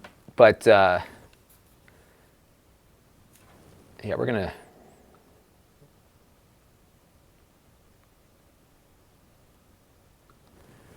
All right, so let's go over to Contra. And I'll just play through it briefly to just get a save state put together. So let's do that. And then we'll do the cheats after that to show how the cheats work. And you know what I'm going to do when I load up Contra here? I'm going to... Let's see if I still got it. Okay. Oh, I didn't get my up, up, down, down thing working too well. Here's what I'm going to do. I'm just going to go play through the first level here. So let's do a save state right here in position 1. Make sure I don't get killed here. So slot 0, we're going to save a state here. All right, so that's saved. And then what I'm going to do is just kind of run through to the end of the level here, and we'll get save state 2. And this is where I can... You know what's funny? I never knew what the R did until recently. What's funny is that this is like me playing video games for a living. It's like my dream job, right? That I can actually do that. So I'm going to have... I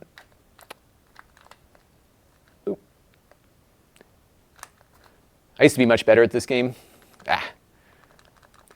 Because you used to have to really play this game. This was not an easy game. Still isn't. And it was very unforgiving. What I want to do is just get to like the next level so I can show you like one example as to where you might want to use a save state. Because these are kind of foreign concepts to a lot of folks who don't really know what these are. One of the things that I often suggest to my wife's friends in particular, not to say that women don't play games, because my wife was a game player as a kid. In fact, my wife was really into Zelda. When we first started dating, I had no idea that she was so much into Zelda. I love the spread shot. That's my favorite weapon in this game. But you know, if you're a gamer of a certain age, you know, this is a great gift to get. You know, especially if they have a Nintendo like in the closet. You know, you've already got half of what you need, and you can get this and just start playing all these games again, including games that you may have had and lost. I mean, I owned this game. I know I bought it. I don't know what happened to it. I think I lent it to somebody, and that was it. All right, so let me just get this. So I just want to get to the next level, and then we're going to save a new state. And what we'll do is we're going to put it in the other save state slot. So we're going to have one state saved at the beginning of this level, and then another one saved at the beginning of the next level. That's kind of what we're going to do. Can you still use a hotkey combo for save states? Yes, you can. I will check on that. OK, so all right, so now I'm going to pause it here, and then we're going to go to slot 1, and I'm going to save the state here. And it saves it to the SD card too, by the way. So you can see it kind of lighting the card up there. All right, so now we have that saved. So let's see if we can go back now. If I go to slot 0 and load the state, it'll bring us back here. And then if I go to slot 1 and load the state, it brings us back to that level. Isn't that cool? So that's something new to the card that you didn't have before. And that, I think, is pretty useful. So let's exit that. And actually, we'll just have it up on screen here, I think is what we'll do. And then we'll see where we left off on the last clip. And I'll explore those settings. We'll jump into this settings menu in a minute, too. All right, so let me just check on the last clip and where we left off. Single device from an SD card.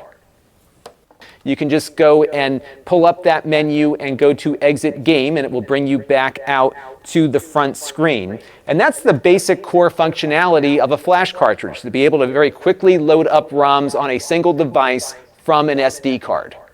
Okay, there we go. So that was on me. So now we're going to pick it up here.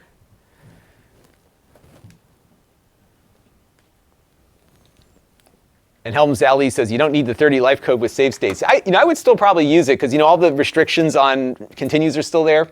And that's for sure. One thing that I've made mistakes with, though, is that, there's often not a confirmation about overwriting the state. And I've done stuff where I've gotten so far in a game and then overwrote the state when I was like half dead and like it totally messed me up. So E.C. Myers vids, very nice. There's a convoluted workaround for multiple save states in the old Everdrive. Speedrunners are going to love this. Yeah, so this one I think is going to be a lot better than the old one was. All right, so we're going to pick back up here and see how this works. Okay, so 3, 2, 1. Now another feature that is unique to, that's not unique to this, 3, 2, 1. Now one feature on a flash cartridge you won't get on original hardware, 3, 2, 1. Now, one feature that's unique to flash cartridges that you will not have on the original cartridges is something called save states. And what I can do here with Contra running is load up a previous state of a game that I saved. I think I need to explain this better. So let's go back. Let's go back and try this again. And let's exit. I'm just going to exit and go back in again. Oops. Contra USA. All right, there we go. Test this. 3, 2, 1. 3, 2, 1. Now, one thing that you can do on a flash cartridge is, still not there. Let's try this one more time. 3, 2, 1.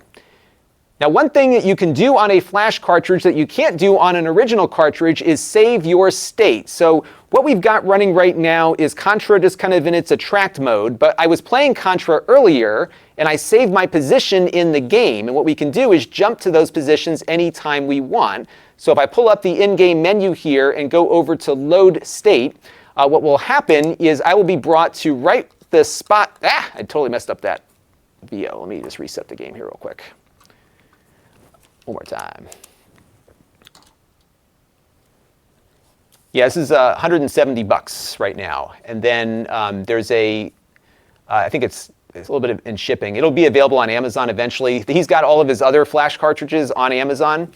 And a lot of the features, we're going to cover the difference between the old one and the new one in a few minutes. Because right now, the NES size is not available yet. So only the Famicom size is. But you'll see the differences when we do the comparison, because I think for a lot of folks, this one's going to be just fine. But it's really a matter of if you want some of the features that we're going to cover in this one. All right. Yeah, it's one thing that this really improves upon is that it does have that menuing system. So I think I'll mention that here too. Oh, I did mention that it had the in-game menu, I think. Did I? I think I did before. 3, 2, 1. Now, one thing that you can do on a flash cartridge like this that you can't do on an original cartridge is save states. And what these are snapshots of the game as you're playing it. So a little bit earlier, I was playing Contra, and I saved my game right when I started the game. So if I go over here to load state, what did I do? Oh, you know what I did? I accidentally, no, I didn't. I didn't hit the right button there. Hang on a second. Load state. I hit the wrong button. Let's try this again. One more time. See what happens, folks? Your talent is just messing up. Thank you, 10. Yeah, it takes a while. I mean, generally it takes me about 2 hours or so at least to shoot a video and get it right. All right, here we go again. I hate to be annoying you with the countdown, but it's part of the production process, folks. 3, 2, 1. Now, one thing that you can do on a flash cartridge that you can't do on original cartridges is something called save states, and these will bring you back to a snapshot in time. So we have Contra running right now in its attract mode, like we just booted up the game, but I was playing earlier and actually saved my position in a few spots. So what we can do here is just pull up the on-screen menu again, and I can go to load state, and this will bring me back to the spot that I saved initially, which is right here at the beginning of the game. So you can see we didn't go through the start game thing. It just dropped us off right here. If I load that up again, you'll see it brings me right back to where I was before. Now, one thing that this new cartridge does is adds additional, I'm going to start this again. That's the other thing. If I'm not happy with the way something is going, I'd rather just start over again than have like a whole bunch of bad stuff happen. 3, 2, 1. Now, one thing that you can do on a flash cartridge that you can't do on an original cartridge is save your state. And what these are essentially snapshots in time as you're playing the game. So right now we've got Contra running and it's kind of just in its attract mode. I can pull up the on-screen menu here and load up a snapshot I took a little bit earlier. So I saved the state right when I started, so I can jump right to the beginning of level 1 here, for example, without having to go through the menus and all that good stuff. So pretty quick way to get into the game if you want. As you all know, it's sometimes hard to devote several hours to get through an NES game, so you can kind of save your progress and come back to it later. And one thing that the Everdrive N8 Pro adds over the old version is that you can now have up to 100 different positions saved for every game. So you can see right now it's on slot 00, and I saved another save state into slot 01. So if I go and load that now, it's going to bring me to the beginning of the second level here. Of course, you want to make sure that you don't have a bullet coming at you right when you do save that state, because that will certainly cost you a life there. But you can see how this could be really useful. And now that I'm going through the level here, maybe I want to save my state right here. So I'll go back to that menu, and I'm going to add one to slot 2. I'm going to click Save here. That's going to write another save state to the card. And now I've got 3 I can choose from, and I've got a lot more to go. Another cool thing with the Everdrive Pro is that it also keeps a timestamp as to when you did that, because there's a real-time clock built into this cartridge. Again, that's not on the old one.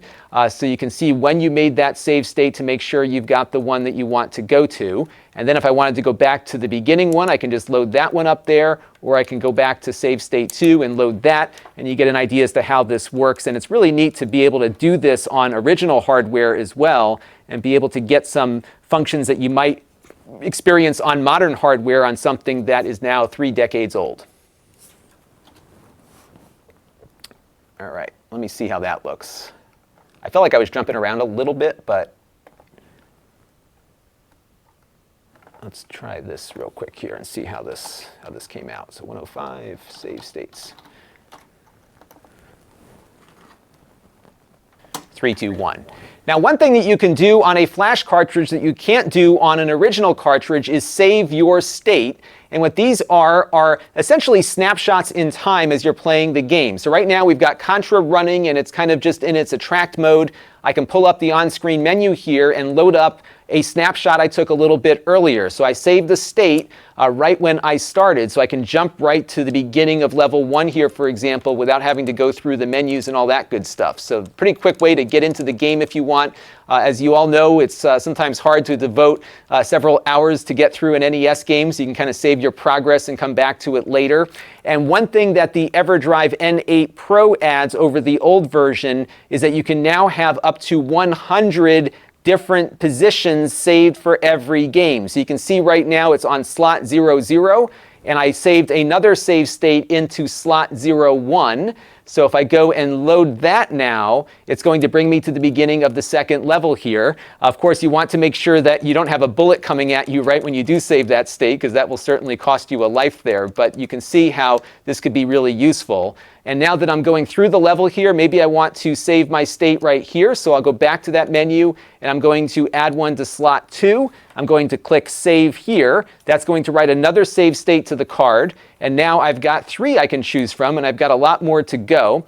Another cool thing with the Everdrive Pro is that it also keeps a timestamp as to when you did that, because there's a real-time clock built into this cartridge. Again, that's not on the old one. So you can see when you made that save state to make sure you've got the one that you want to go to. And then if I wanted to go back to the beginning one, I can just load that one up there, or I can go back to save state 2 and load that, and you get an idea as to how this works. And it's really neat to be able to do this on original hardware as well, and be able to get some functions that you might experience on modern hardware on something that is now 3 decades old. All right. I think I can probably edit out that little pause that I made there, so that was good. All right, a couple of questions here. Amazon Live says, Firestream, Lon. Hopefully you're enjoying this. I'm having fun doing this one.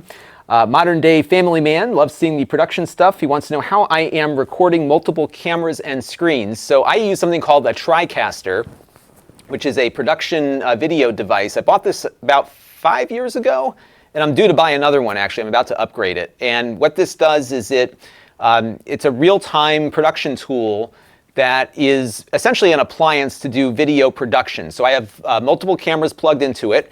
So right now I am running 4 different video sources. So we've got this camera, we have camera 2, we have camera 4, which is the overhead shot, and then I'm running in over the network the output of the console here as well. So this is how nice it all works. It's very quick to stream all this stuff. And what's nice is that because it's designed for this purpose, every time I turn it on, it works. And that way I don't have to futz around with trying to get some homebrew solution put together.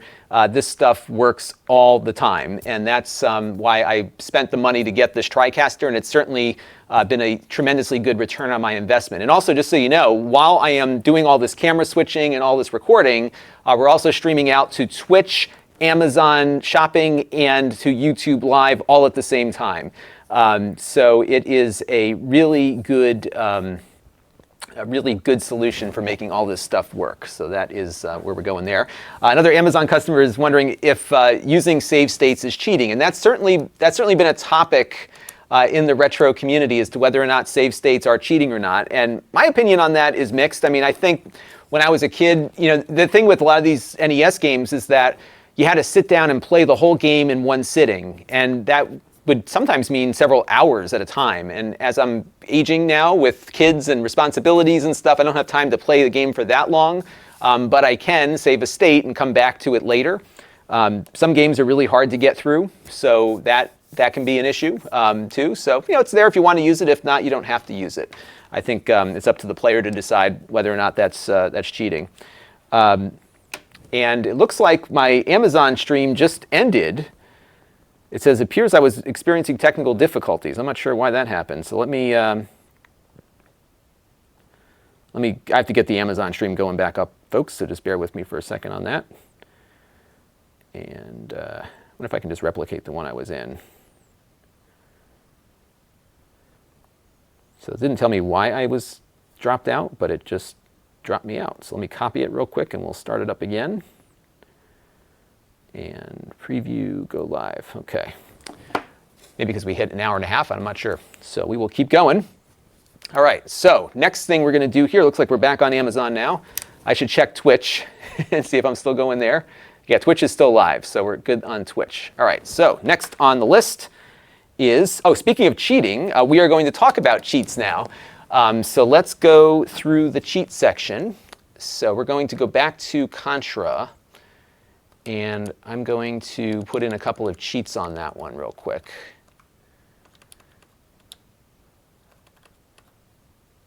So if I hit that, we can go over to cheats, and we can type in, okay. So what I want to see is if it will remember those from one to the next. So we're going to start off with, I'm just looking some up on the internet here. So I want to start with the spread gun, because that's my favorite weapon, as I mentioned. So, and actually what I'm going to do while this is going is I'm just going to record some B-roll of me putting this code in. So let me back out real quick. Edit. Oops. So go to edit, and we're going to type in the L. Oops. Edit, L. Okay, L, and then E.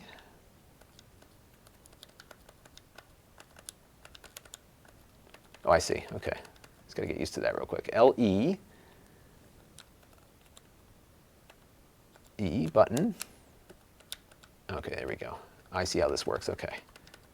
Takes a little bit of getting used to because you have to hit, you can't just like go across. Well, you go across and then you hit up and down. LEI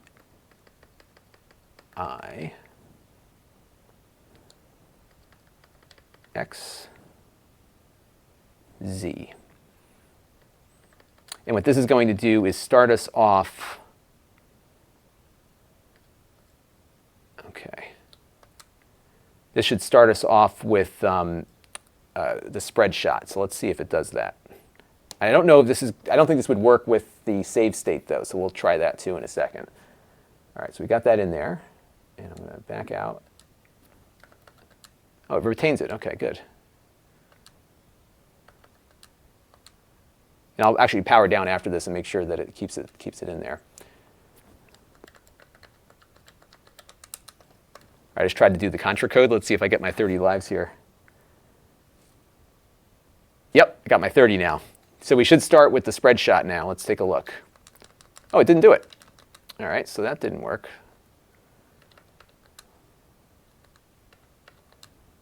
So LEIIXZ, right? LEIIXZ, LE. I wonder if it's yeah,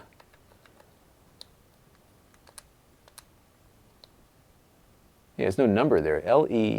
LEIIXZ. Start a new life. Okay, so I have to get killed first. Okay, so let's go do that real quick and see if that's what happens. And then we'll test and see if it will. Yeah, I'm just going to add this as B-roll. Give me 1 second on that as well. All right, so right now we don't have the spread shot, but if I get killed here, when I come back, I should have the spread shot. Yep, there we go. Okay, cool. All right, so let's exit the game.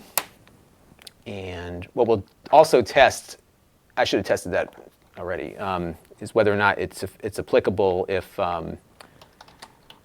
B-roll cheats. All right, so got the B-roll done, and let's go back to the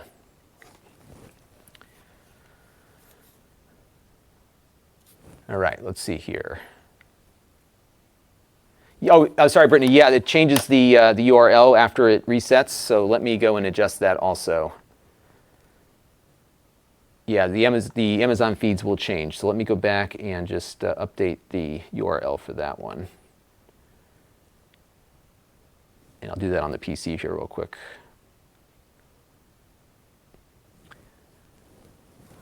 All right, so if we jump back over to, let me just copy this over to my MacBook real quick here. Yeah, what I'll do is I will update the link so you don't have to, if you hit this, you know, I'll change the link because if I don't, it'll get all messed up. Yeah, it's going to be 1 second and I will update that link for you all. Yeah, it's interesting too, when I hit about 3 o'clock or so, we get more people in the stream. So this has been good to inform me as to when I should start doing these things too. All right, so let me hit that, and I'm going to change the link down in the description. You may have to reload the YouTube video to see that.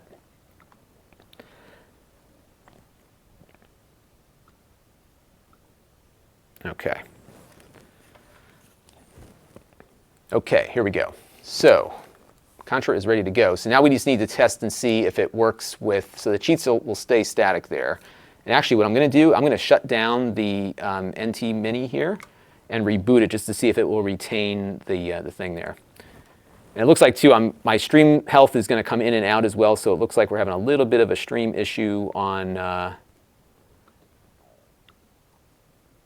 YouTube at the moment. But this is life as a streamer. Sometimes things don't always work right. All right, so let's run the cartridge again. I'm just going to go back. I just want to see if okay,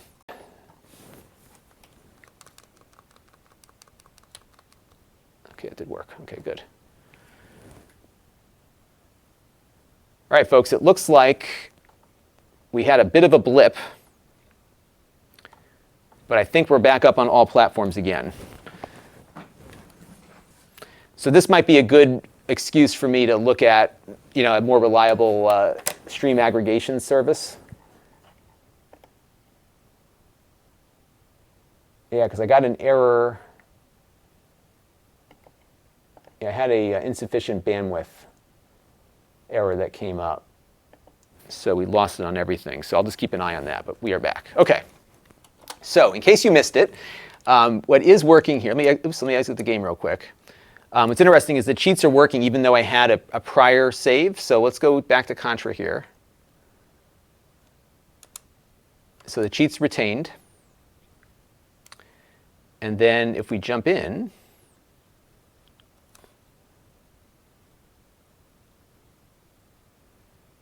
here, I'll load up my save state.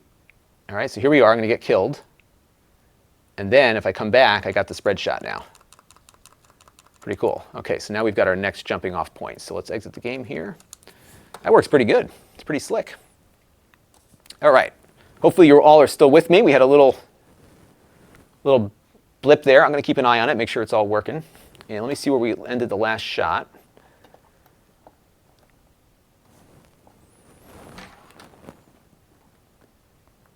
All right, let's take a look. It's really neat to be able to do this on original hardware as well and be able to get some functions that you might experience on modern hardware on something that is now 3 decades old. Okay, good. All right. Okay, good. Everyone's back. Everybody's happy. We're in good shape. 3, 2, 1. Now, another feature that's integrated into the Flash cartridge is the ability to cheat using Game Genie codes. And I earlier selected a few cheats for Contra that I put in. So you can go into this menu here and you can load in a bunch of cheats that you can find on the internet. This particular cheat is going to allow me to pick up the spread weapon after I am killed in the game. So let's jump back into the game here. We're going to start it up once more. And when we're in the game now, as we're playing, we'll start off with our normal weapons, but every time I get killed, I'm going to start now with a spread shot instead. So let's jump into the game here. I'm going to just go do the first level real quick. We're going to get killed. And then when I come back, look at that. I've got a spread shot, which I'll have now every time I die and start over again. Of course, if I pick up a different weapon, that will change, but nonetheless, it seems to be working. And what's also cool is that this doesn't appear to be messing up my save states. So earlier, we did those save states, and I wasn't running the cheat when I did that, but check it out. If I start the game here, I've got my regular weapon, I died, and now on the save state save, we're still able to use that cheat as well. So that is pretty cool stuff. Another cool thing is that it will retain the cheat in between sessions. So if I exit the game here and go back to Contra again, the cheats will stay on there and will save to that game's settings. So that means you can put a bunch of these cheats in and not have to type them in every time you load the game up. It will retain that.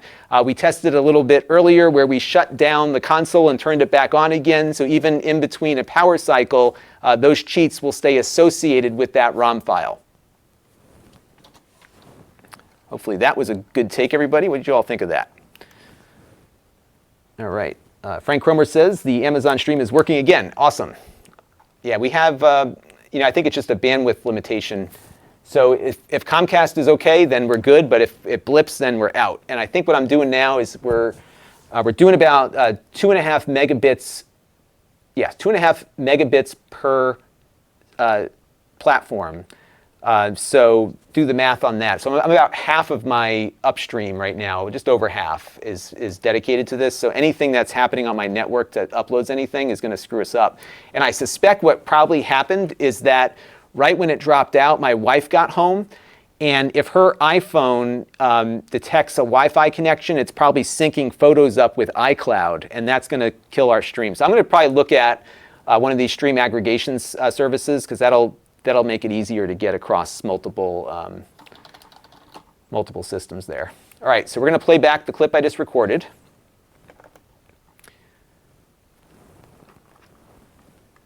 Yeah, David says she's uploading karate videos. So as we talked about on the last stream, my wife is a second-degree black belt in Kempo karate, and she is a deadly weapon. Don't mess with her. All right, let's listen to this. 3, 2, 1.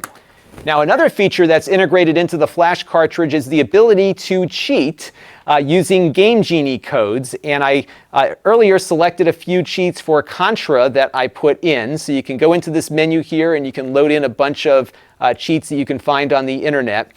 This particular cheat is going to allow me to pick up the spread weapon after I am killed in the game. So let's jump back into the game here. We're going to start it up once more. And when we're in the game now, as we're playing, we'll start off with our normal weapons, but every time I get killed, I'm going to start now with a spread shot instead. So let's jump into the game here. I'm going to just go do the first level real quick. We're going to get killed. And then when I come back, look at that, I've got a spread shot, which I'll have now every time I die and start over again. Of course, if I pick up a different weapon, that will change, but nonetheless, it seems to be working. And what's also cool is that this doesn't appear to be messing up my save states. So earlier, we did those save states, and I wasn't running the cheat when I did that, but check it out. If I start the game here, I've got my regular weapon, I died, and now on the save state save, we're still able to use that cheat as well. So that is pretty cool stuff. Another cool thing is that it will retain the cheat in between sessions. So if I exit the game here and go back to Contra again, the cheats will stay on there and will save to that game's settings. So that means you can put a bunch of these cheats in and not have to type them in every time to that game's settings. So that means you can put a bunch of these cheats in and not have to type them in every time you load the game up. It will retain that.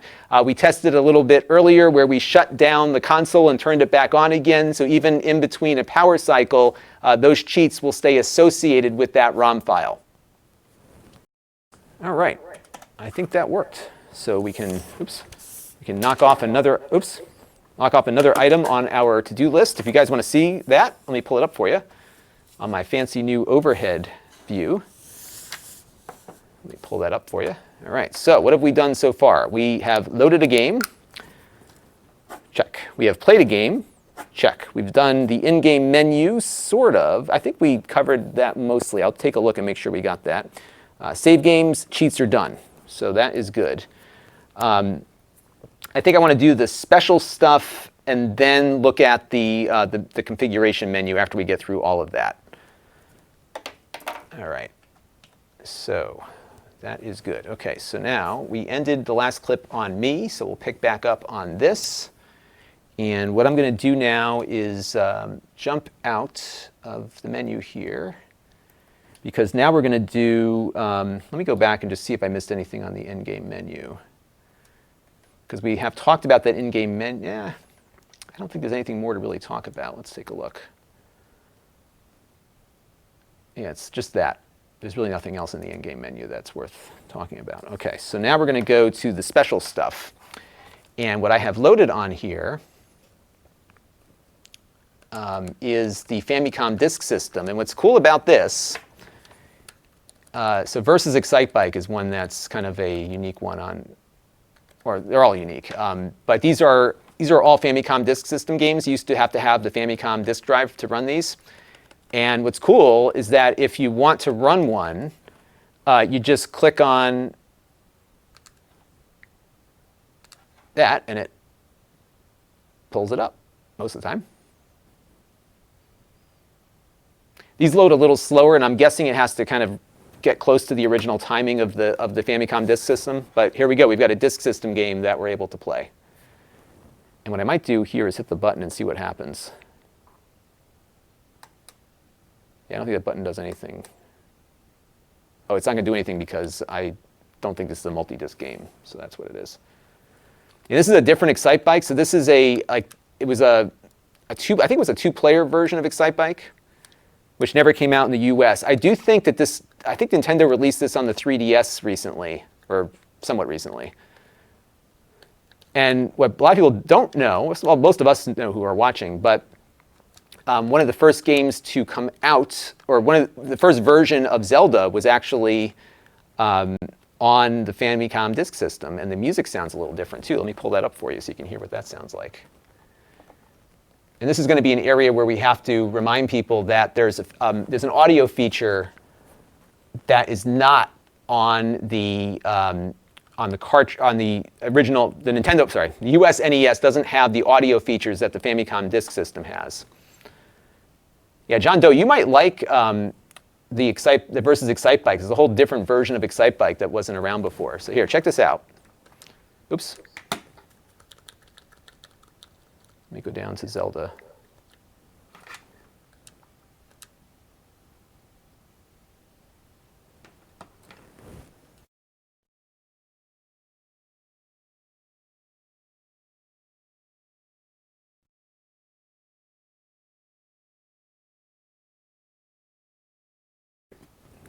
I think I got a bad disk image here. Let's try this again. All right, we're going to reboot this real quick here. Ah, I'm stuck in a loop.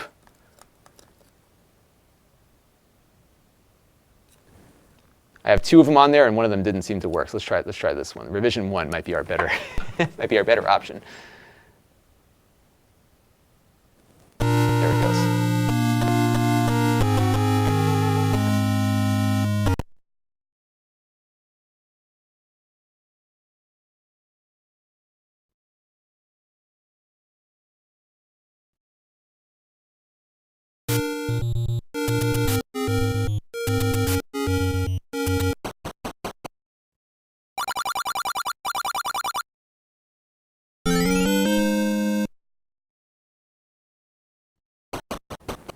And what's funny about this version is that some of the sounds are slightly different. See that sword? If you're used to the US version, I mean, I've just, this thing was like ingrained in my soul as a kid. The sounds are slightly different. Pretty neat. But this is the disk system and not the cartridge version. But I think what I'll probably do is do the Versus Excite Bike, because this is one that I think most people would appreciate, because it's a version of a popular US game that we never got in the US at the time. And I feel like the FDS support is a little flaky right now. I don't know if it is or it isn't, because I'm not too up on that. But like the Zelda thing, I can't play the song at the beginning because it immediately switches. All right, let's see.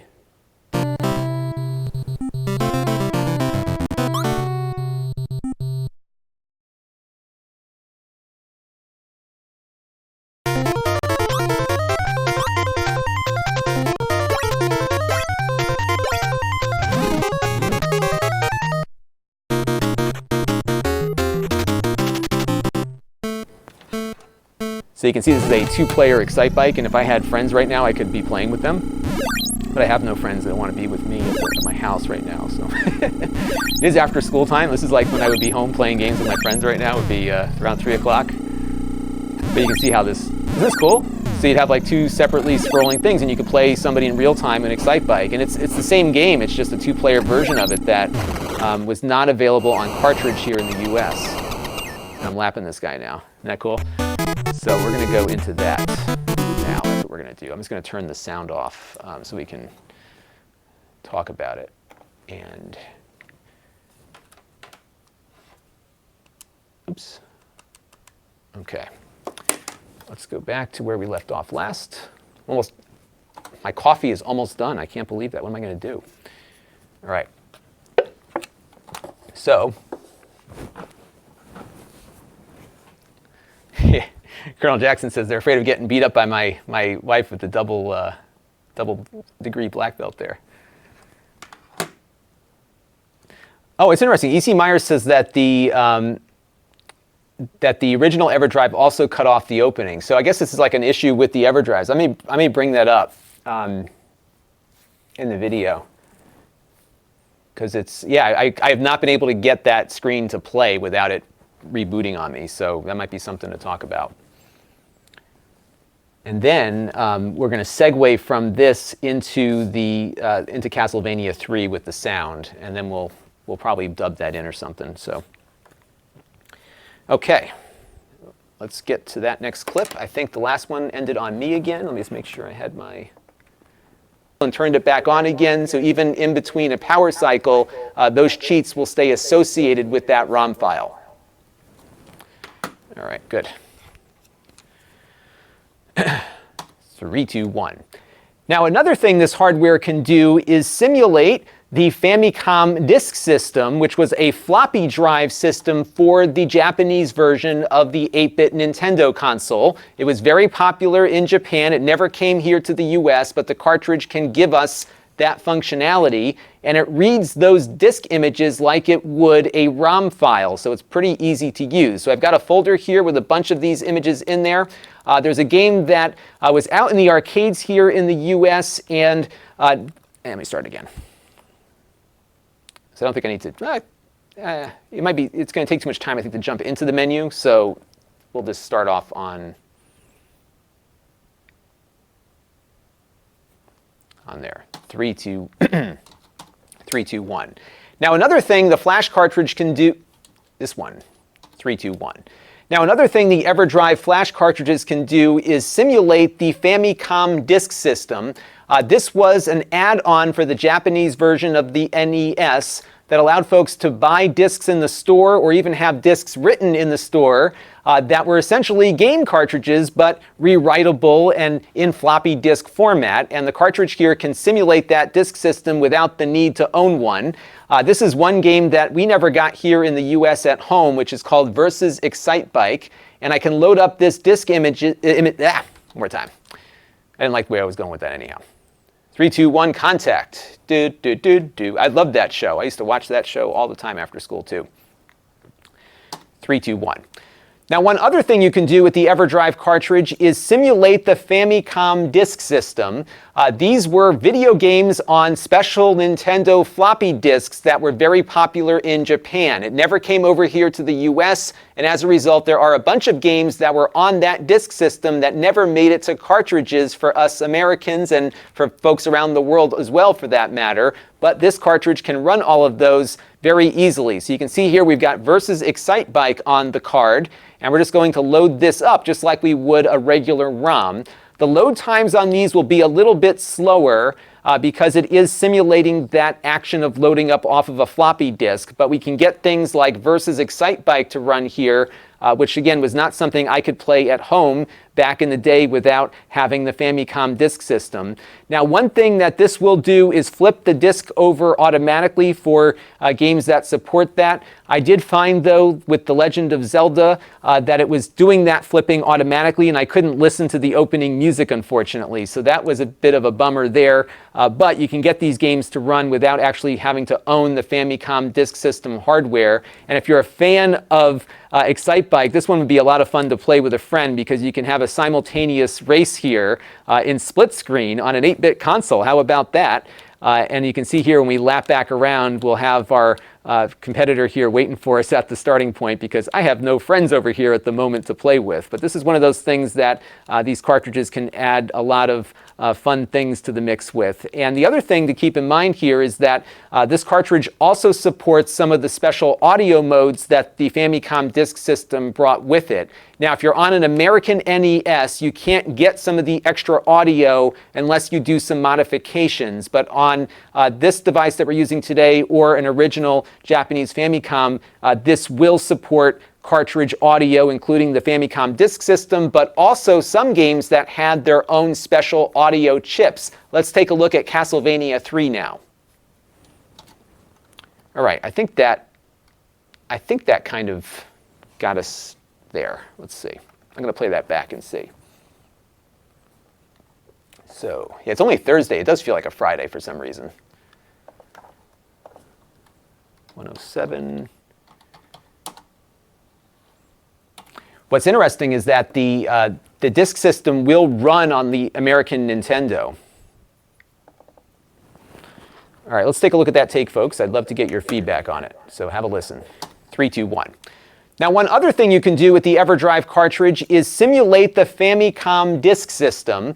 These were video games on special Nintendo floppy disks that were very popular in Japan. It never came over here to the US, and as a result, there are a bunch of games that were on that disk system that never made it to cartridges for us Americans and for folks around the world as well, for that matter. But this cartridge can run all of those very easily. So you can see here we've got Versus Excitebike on the card, and we're just going to load this up just like we would a regular ROM. The load times on these will be a little bit slower because it is simulating that action of loading up off of a floppy disk, but we can get things like Versus Excitebike to run here, which again was not something I could play at home back in the day without having the Famicom disk system. Now, one thing that this will do is flip the disk over automatically for games that support that. I did find, though, with The Legend of Zelda, that it was doing that flipping automatically, and I couldn't listen to the opening music, unfortunately. So that was a bit of a bummer there. But you can get these games to run without actually having to own the Famicom disk system hardware. And if you're a fan of Excitebike, this one would be a lot of fun to play with a friend because you can have a simultaneous race here in split screen on an 8-bit console. How about that? And you can see here when we lap back around, we'll have our competitor here waiting for us at the starting point because I have no friends over here at the moment to play with. But this is one of those things that these cartridges can add a lot of fun things to the mix with. And the other thing to keep in mind here is that this cartridge also supports some of the special audio modes that the Famicom disk system brought with it. Now, if you're on an American NES, you can't get some of the extra audio unless you do some modifications. But on this device that we're using today or an original Japanese Famicom, this will support cartridge audio, including the Famicom disk system, but also some games that had their own special audio chips. Let's take a look at Castlevania 3 now. Oh, so Amir's got a good, let's try that real quick. Let's see if we can get, I may reshoot that take now if that works. So Amir is telling me that you can hold down the A button to delay the auto disk switch. So let's try that real quick. Let's just see if that, what I might do is maybe put that in as let's see how it works here. So if I click on Zelda, and I'll hold down the A button. I guess it does. Let's see, there it goes, okay.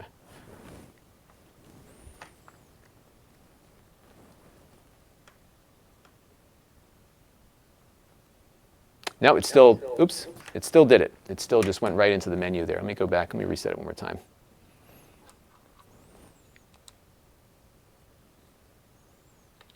I was curious what the ROM setting is on this.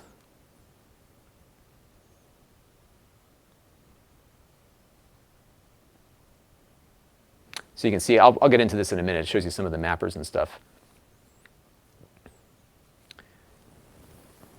Yeah, I don't think I was able to get it, because here's what's happening. This is what E.C. Myers is experiencing too. When you click on the Zelda thing, it jumps right to the home screen, but then it just goes away real quick. So I'm holding down the A button here. And then it's like, once it reads that disk again, it just drops out and it goes into the game here. So let me try B. Okay, that's not a bad idea. Let's try B and see if that, because I just want to make sure if I'm wrong about something, I want to make sure that it doesn't get into the video. So let's try it with B now and see if that does anything here. So I'll hold down B.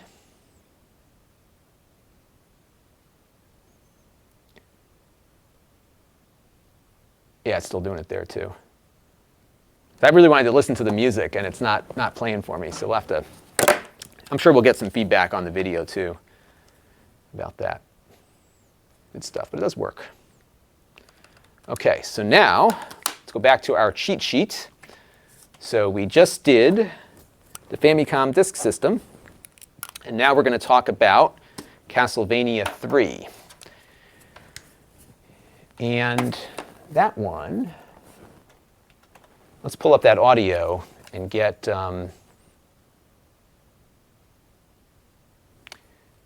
that going. So let me go back out here to the demo folder.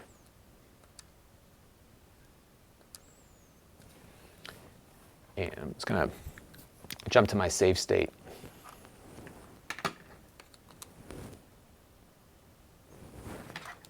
Bear with me for 1 second.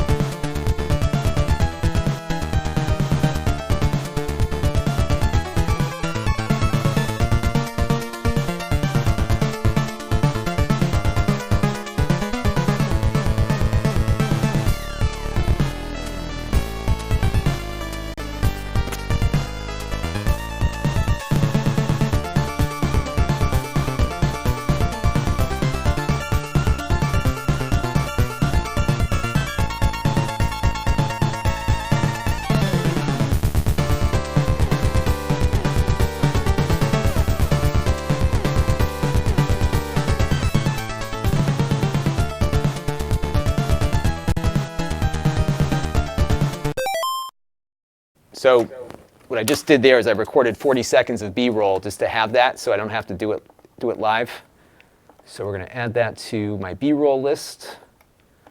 152, Castlevania 3, cartridge audio. And it looks as though we're having some problems with Amazon Stream again, so let me go and check that. Yeah, I think I'm pushing my luck by trying to do 3 at once. My hardware is reporting that everything is working, though, so I'm just going to check the stream on my computer just to see if we're still having issues with that.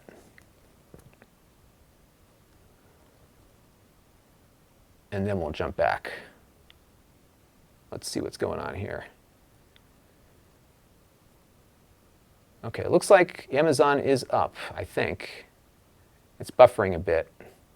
Okay, it looks like we're running okay. Okay, so let me just switch to the other display here just to make sure I'm seeing the stream happening in real time here.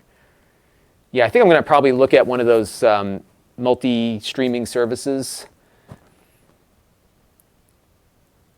And I could maybe switch to, so Teradek has something called Core, which I really like a lot. It looks like it's working now. At least it is on my end.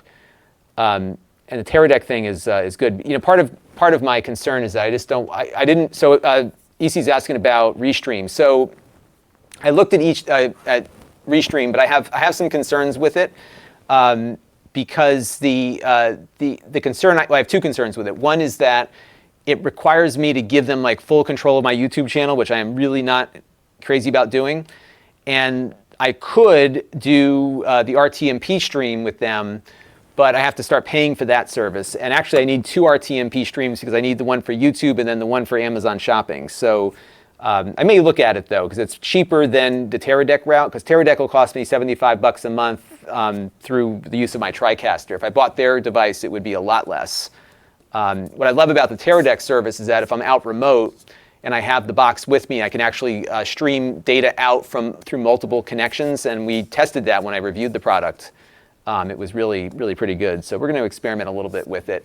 I don't get a lot of traffic on Twitch. In fact, I'm not getting much at the moment at all here. I think I've got 3 people watching on Twitch. So we'll see if I'll continue doing the Twitch thing. But it's worth a shot. And I don't know. Oh, I guess I can edit my Twitch. That's part of my problem. Nobody's finding me because I'm not talking. Like I didn't have my title just says Twitch. So I should probably say Everdrive N8 Pro testing. Let's try that. That might get some more people in there to watch. Okay. All right, we'll keep that going. I am keeping an eye on the chat, though, so I know Mandalur's in there watching me there. So we've got people all over the place. Okay. So let me see where I left the last clip at, and then we'll figure out how to integrate that B-roll. Disk system, but also some games that had their own special audio chips. Let's take a look at Castlevania 3 now. Do is just show me playing the game, and then we'll cut to some audio of that as B-roll. All right. And I'm going to kill the audio for now. Actually, let me just bring it down really low.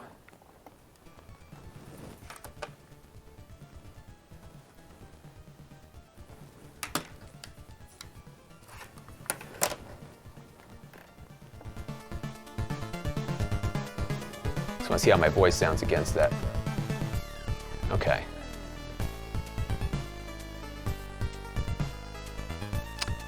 Just going to sound weird, though, if I cut from, because it's not going to line up.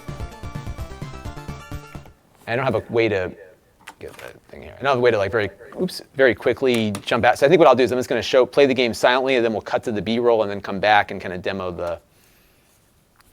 that. Okay.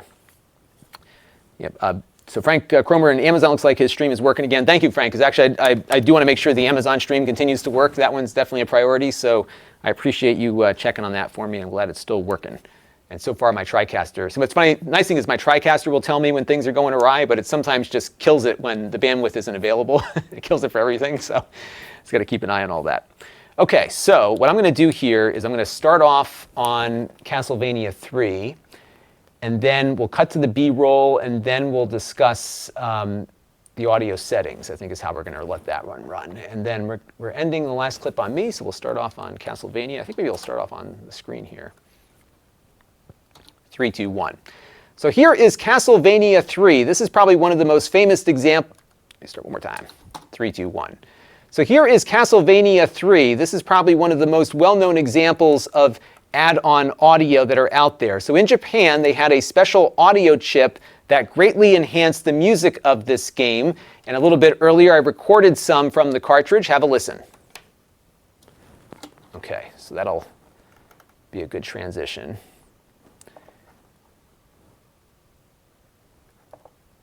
Yeah, I think there's some work on Mapper 30, everybody, because I know that there's been some eagerness to get that in there.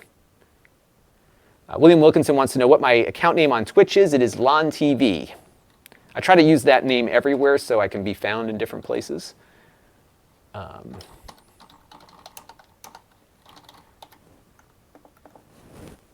Okay. So I think we're going to show gameplay in that B-roll so I can safely start back on me without it being a jump cut. Let's just listen to that real quick. 3, 2, 1. So here is Castlevania 3. This is probably one of the most well-known examples of add-on audio that are out there. So in Japan, they had a special audio chip that greatly enhanced the music of this game. And a little bit earlier, I recorded some from the cartridge. Have a listen. Right, good. So I think this is a good opportunity now to jump into the menu system that you can use to configure everything. So because I think that might be helpful, because some people may think that's not sounding so great. So I want to kind of add that caveat in there to talk about the difficulty I had with it. So, all right, so let me start off there. 3, 2, 1. So cartridge audio seems to be working pretty well through here. I have a little bit of added complexity with this setup right now because we do have the analog console, which has its own audio settings for cartridge audio on top of the settings that you might set on the cartridge itself. So if things didn't sound right, let me know and I can maybe upload a corrected video on my extras channel with things mixed properly. And this is a good opportunity now to jump into some of the settings that you'll find on the cartridge. So if you hit the select button in any menu on the cartridge when you first boot it up, you'll be brought to this main menu here, and we can jump into the options section first just to see what's available there. So you've got a couple different options here. You can set the in-game, what is that in-game menu thing? I gotta figure that out. QSS. Let's try that. I haven't even looked at that one yet. All right, let's jump back out. I'm just curious what that does. Bear with me for 1 second. Oh, I don't know what that did. QSS. I need to look that up because I'm not getting the menu. That's the analog menu. In-game menu off, QSS. Let me try QSS on a different game. Maybe somebody in the chat knows what QSS means. Yeah, it's just like resetting it. Let me go back and see if...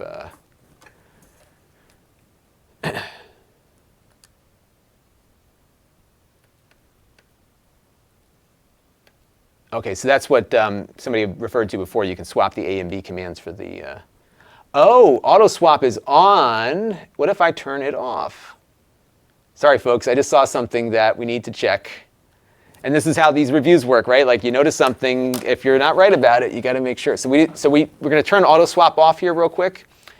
And I just want to see if this hurts the thing. And let's just... Save state, up and start. Okay, start select. Oh.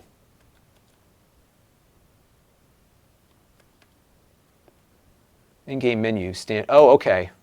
All right, I'm finding all this good information here. So, okay, first, back to the QSS versus STD. QSS mode allows you to make quick save load state without entering the menu. In-game menu switches to standard mode if both hotkeys are met. Okay, I see. I see. So we were actually saving states there. I see. Okay, so that gets you the functionality that the old cartridge had there. We have some new folks here. Matzi 155 is from Austria. Hello, welcome. Yeah, there are some upgrades on the N8, the original N8, that added a lot of compatibility. He's done a lot of work on the mappers. We're going to talk about the mappers in a little bit here. And actually, this might be, before we segue into the menu, I'm going to talk about mappers, and then we'll get to the menu. But I want to check one other thing here, because I can turn the FDS auto swap to off. And I wonder if that would play out the full Zelda. I just want to see if the full Zelda thing plays, because if it does, then we need to reshoot something. I'm kind of hoping it doesn't.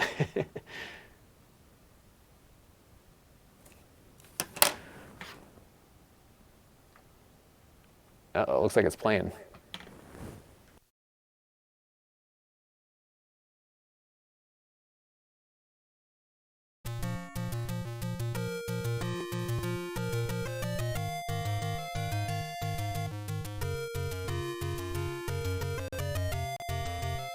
Because the auto flip was on. All right, so we need to go. I got to redo that whole disk section. The whole disk section, I think, is probably not salvageable at this point. Let's check. Let's check that real quick. We'll probably save some of it, but not all of it. So let me go and stop the game real quick. Oops. And then I still have the old menu selected, so we got to go back to options. Okay. All right, so I got to check the recording on the disk system again. Sorry, folks. 3, 2, 1. Now, one other thing you can do with the Everdrive cartridge is simulate the Famicom disk system.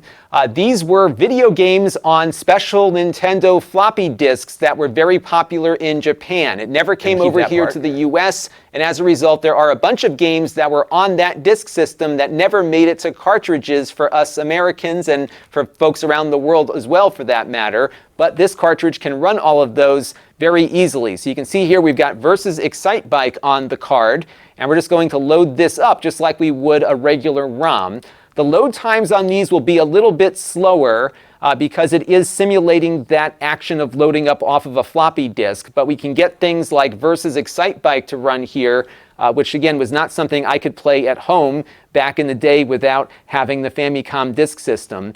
Now, one thing that this will do is flip the disk over automatically for games that support that. I did find, though, with The Legend of Zelda, that it was doing that flipping automatically, and I couldn't listen to the opening music, unfortunately. So that was a bit of a bummer there. But you can get these games to run without actually having to own the Famicom disk system hardware. And if you're a fan of Excite Bike, this one would be a lot of fun to play with a friend, because you can have a simultaneous race here in split screen on an 8-bit console. How about that? And you can see here when we lap back around, we'll have our competitor here waiting for us at the starting point, because I have no friends over here at the moment to play with. But this is one of those things that these cartridges can add a lot of fun things to the mix with. And the other thing to keep in mind here is that this cartridge also supports some of the special audio modes that the Famicom disk system brought with it. Now, if you're on an American NES, you can't get some of the extra audio unless you do some modifications. But on this device that we're using today, or an original Japanese Famicom, this will support cartridge audio, including the Famicom disk system, but also some games that had their own special audio chips. Let's take a look at Castlevania 3 now. I don't think I mentioned the Zelda thing at all, did I? Let me just go back to that disk flipping part. As it is simulating that action of loading up off of a floppy disk, but we can get things like Versus Excite Bike to run here, which again was not something I could play at home back in the day without having the Famicom disk system. Now, one thing that this will do is flip the disk over automatically for games that support that. I did find, though, with The Legend of Zelda, so this is where it's doing that. Sorry. This is where I said that, so I'm going to see if I can pull that out without a jump cut. Let's take a look at that real quick. Zelda, that it was doing that flipping automatically, and I couldn't listen to the opening music, unfortunately. So that was a bit of a bummer there. But you can get these games to run without actually having to own the Famicom Disk System hardware. And if you're a fan of Excitebike, this one would be a lot of fun to play with a friend, because you can have a day without having Excitebike to run here. Here we've got versus Excitebike on. You know what? I think I'm going to want to. I'm going to reshoot that whole scene because it's right in the middle. So, yeah. So we're going to reshoot that. We're going to reshoot that part. And this is part of the workflow: is that you'll be in the middle of something, and that's not correct. You can do that. So we're going to. I'm not even going to mention it here. I'm going to talk about it a little later. But I'm just going to do the Excitebike demo, and that's it. And I'm going to leave the disk flipping on. And then we'll talk about how, so let's go back to the flip there. And then we're going to go back to versus Excitebike. But this is the workflow, folks. When stuff ain't right, you got to go back and do it again until it's right. So let's remove that. Because I could try to edit it, but it's just not going to flow right. So, and what I could do actually now is I might be able to jump into the other stuff quicker. So let's go 107. And we're going to kill that clip. I'm going to keep it just in case, because it might be something salvageable from that. All right, so.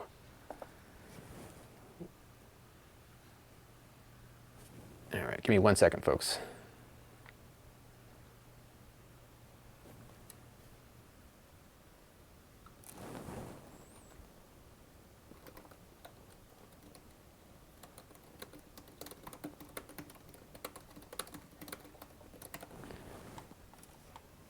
All right, so we're going to jump back to the FDS components. So that's right after the cheat system.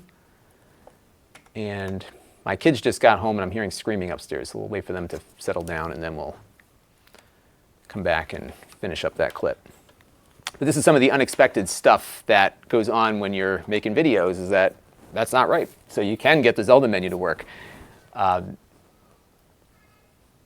And I just need a second, because I'm hearing my little one up there blabbering away. She's so funny. She's 3 years old, and she just loves to talk, just like her dad. I don't know if you can hear her. Oh, she's singing. Yeah, she likes to sing, the little one, and she just kind of belts it out. It's kind of funny. All right. Just wait for the little voice and footsteps to flutter away, and we can come back to that. Okay, so we're going to pick it up here, because clip 106 before the cheat system. Okay, there we go. All right, just give me a second. We need to wait for the little one to stop. She's still going. Hang on 1 second, folks.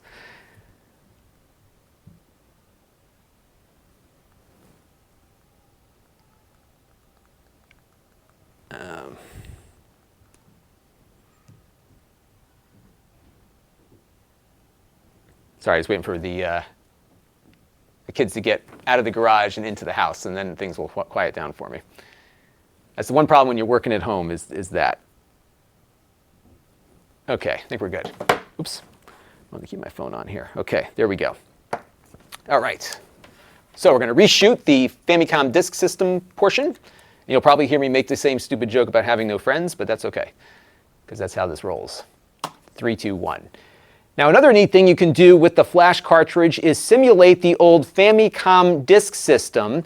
This was something that was very popular in Japan. It was games that were on floppy disks. Let me start again.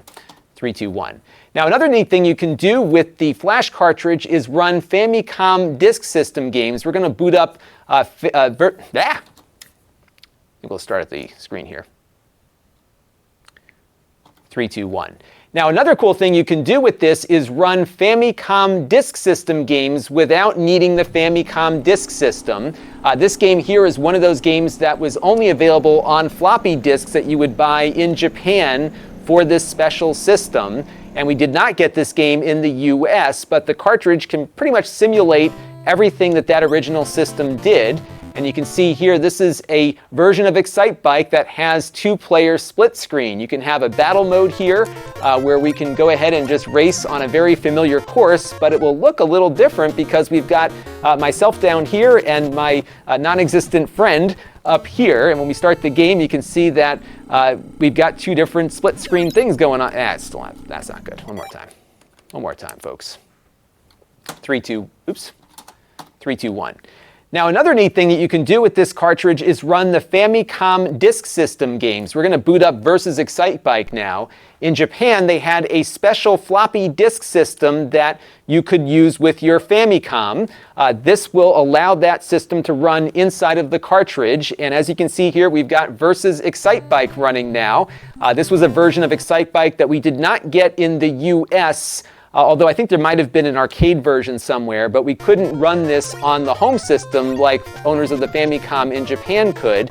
And one of the cool things about Versus Excitebike is that it added a two-player split screen mode to this very popular game. So if I had a friend here with me, they would be seeing themselves running around on the track above there while I was split screen here on the bottom. And it runs really nicely here, and it's a really fun game. Now, this will work on the American NES. But one thing to keep in mind is that the Famicom Disk System actually had its own special audio mode that would only work on the Japanese console.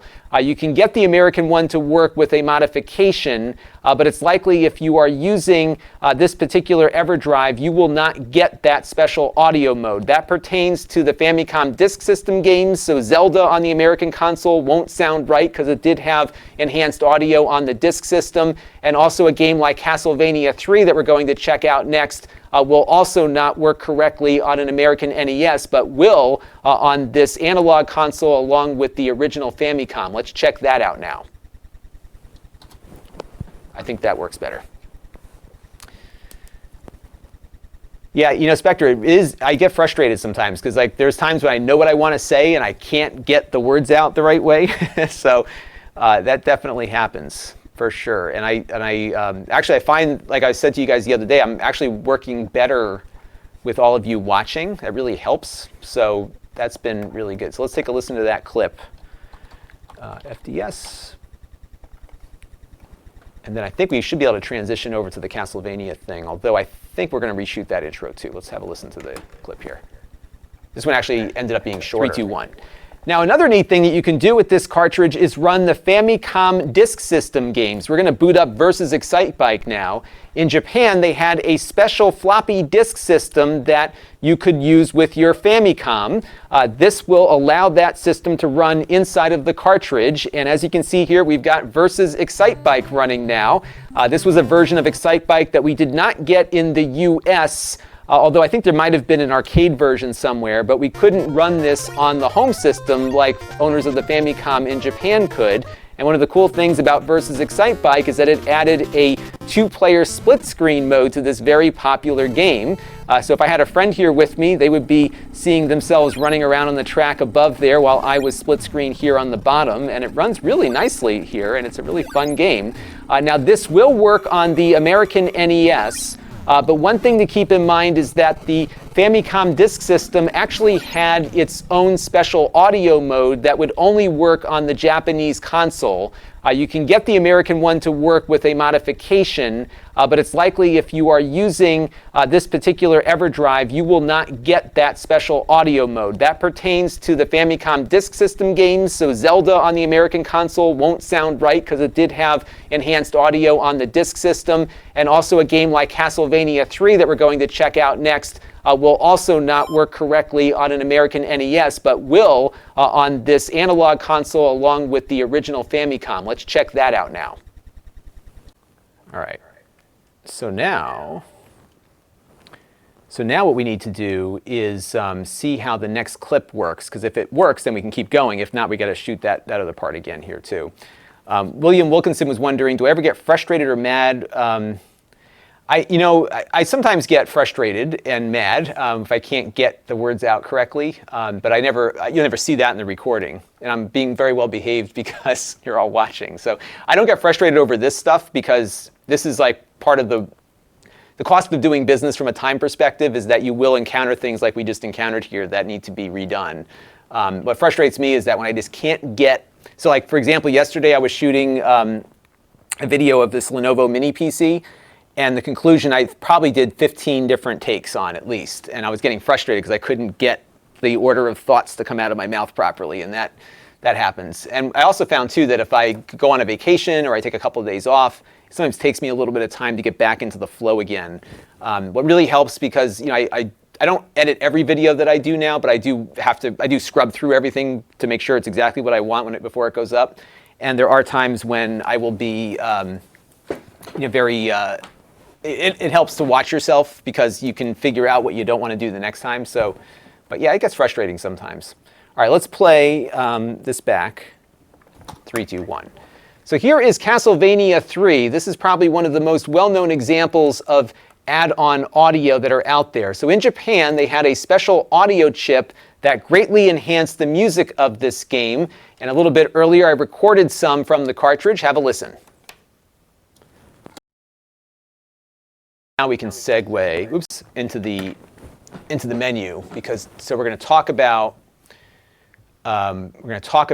the settings in the context of cartridge audio, and then we'll jump into some of the other settings after that. I think is that way at least it kind of melds up there. So let me check the options here. Yeah, okay. That'll be good. And then we can go to the other stuff. Okay. All right. We are making progress now. Oh, wait, we wanted to talk about the mappers. That's right. Okay. So we'll talk about the mappers, and then we'll go into the settings from there. All right. I think they're leaving the house again. I hear the garage door opening. And I hear footsteps. See, if I had an office like out of the house, this wouldn't happen. But the nice thing is I can work as late as I want, and whenever I want to do something, I can just come down and do it. That's the advantage of working from home.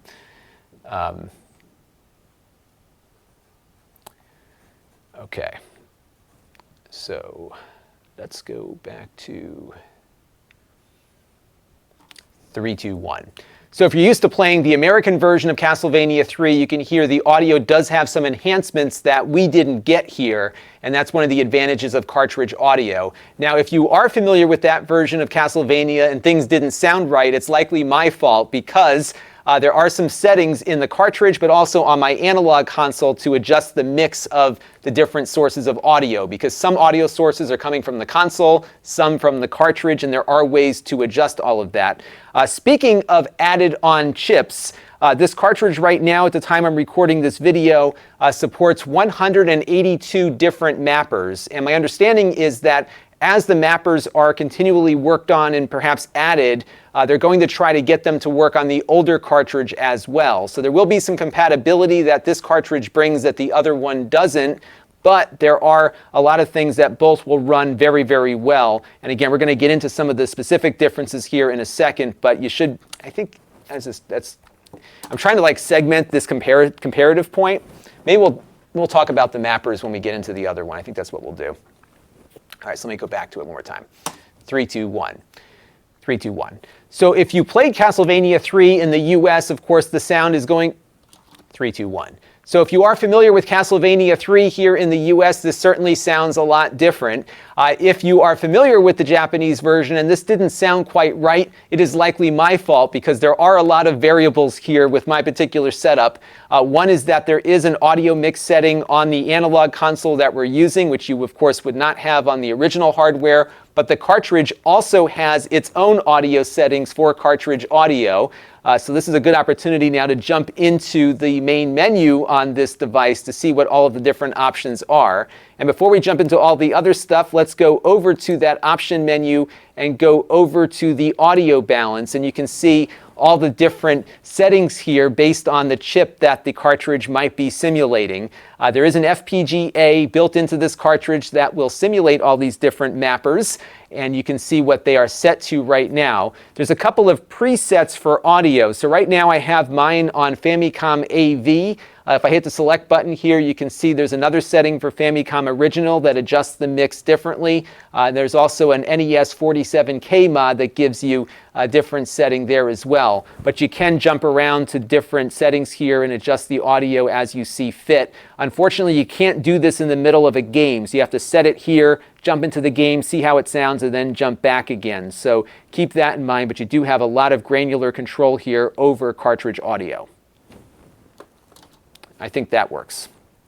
Thank you for the kind words, David Yablonsky. I appreciate that.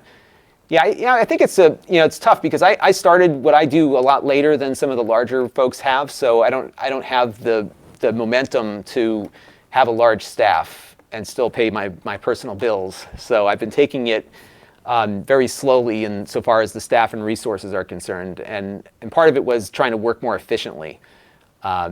So that was one thing that the TriCaster really adds to the mix, because we're live streaming now, of course, but as you can see, I'm recording like I'm live streaming, if that makes sense. So when I do my recordings, even when you're not watching, I'm essentially live streaming it to the disk. And that's kind of how we're doing things. All right, let's take a look at that clip and see how we did. 3, 2, 1. So if you are familiar with Castlevania 3 here in the US, this certainly sounds a lot different.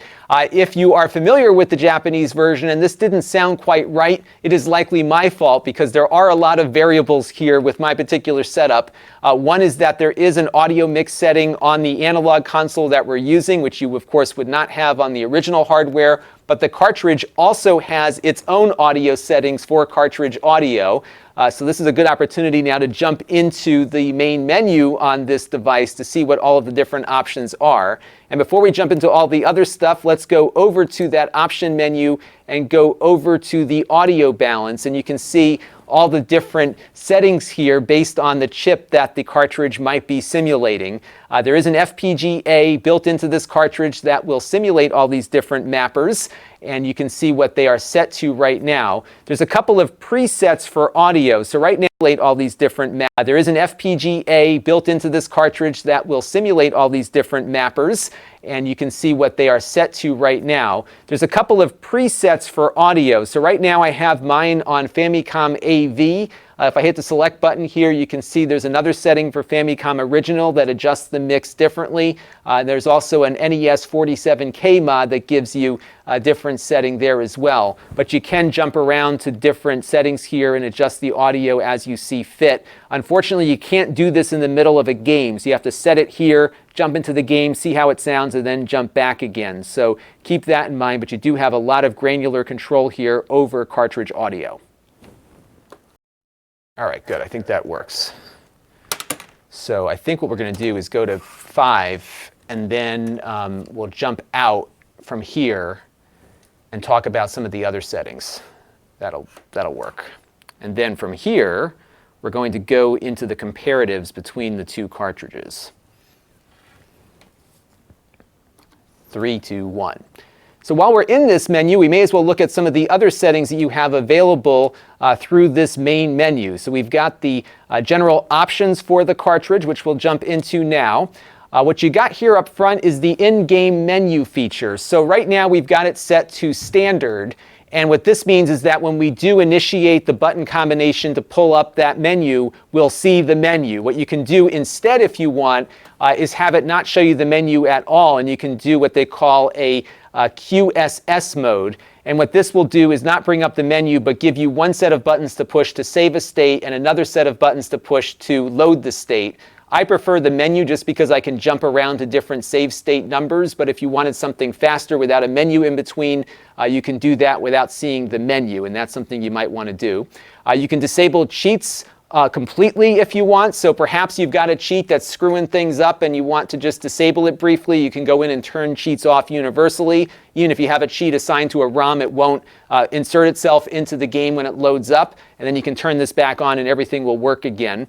Reset delay is self-explanatory. File sorting is important because this is something that often was a difficult thing on prior versions of the Everdrive. You can sort files on the card. which might take a little bit of extra time for things to load up, but generally on this new cartridge, they seem to be doing quite well, so I have mine set to on. I believe in prior versions of this card, if you loaded a file in later, it might show up at the bottom of the list, even if alphabetically it should be up higher, so this might address some of those issues that you may have had in the past. Swap AB just swaps the function of A and B on the controller when you're in the menus here.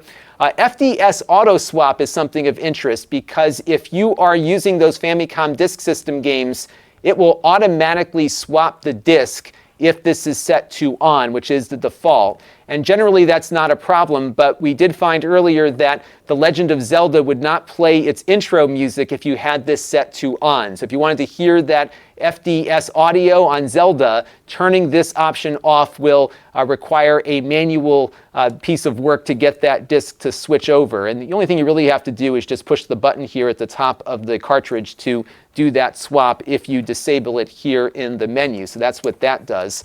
We've got the in-game combo button here, which will set the save state keys for when you're in that QSS mode. You can basically have it do a combination of two different buttons, whichever two you wish. So that's something you can do. This gives you some information as to what happens when you do hit those triggers based on the STD or the QSS mode. Below that is the audio balance that we were just in. And then if you want to set up the clock, you can go to RTC setup to set the date and time. So that was 3 minutes, but necessary. And one thing about this product versus some consumer products is that people want to see all this stuff because this is an enthusiast device. So it's okay to, I found it's okay to take a little bit more time. If this ends up being, you know, a 30-minute review or a 25-minute review, that's fine because people want that information. They want to see what those menus are doing. All right, so we'll jump back to the main menu here. We got recently played, cheats, oops. That's the cheat editor from before. I'm not sure what that is actually. This code, okay, yeah, so you can just go in and see what the current thing is there. Device info, diagnostics. Oh, looks like I'm gonna have to run the diagnostics real quick. So what it's doing now is just testing the RAM and everything on the cartridge. That flickering is normal, they say. And what it's doing is just going through a self-check of everything. So it looks like my cartridge is fine. That's pretty cool. It does even like a little, yeah,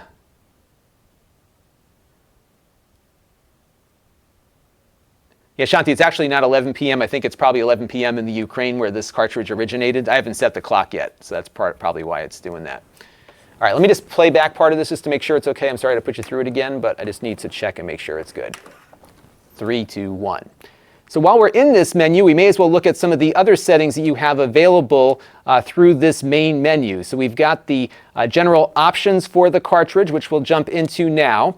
What you got here up front is the in-game menu feature. So right now we've got it set to standard. And what this means is that when we do initiate the button combination to pull up that menu, we'll see the menu. What you can do instead, if you want, is have it not show you the menu at all. And you can do what they call a QSS mode. And what this will do is not bring up the menu, but give you one set of buttons to push to save a state and another set of buttons to push to load the state. I prefer the menu just because I can jump around to different save state numbers, but if you wanted something faster without a menu in between, you can do that without seeing the menu, and that's something you might want to do.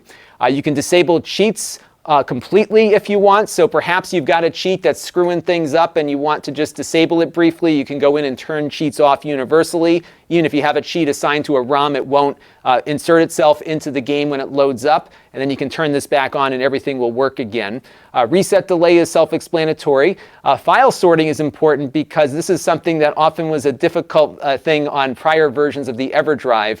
You can sort files on the card, which might take a little bit of extra time for things to load up, but generally on this new cartridge, they seem to be doing quite well, so I have mine set to on. I believe in prior versions of this card, if you loaded a file in later, it might show up at the bottom of the list, even if alphabetically it should be up higher, so this might address some of those issues that you may have had in the past. Swap AB just swaps the function of A and B on the controller when you're in the menus here.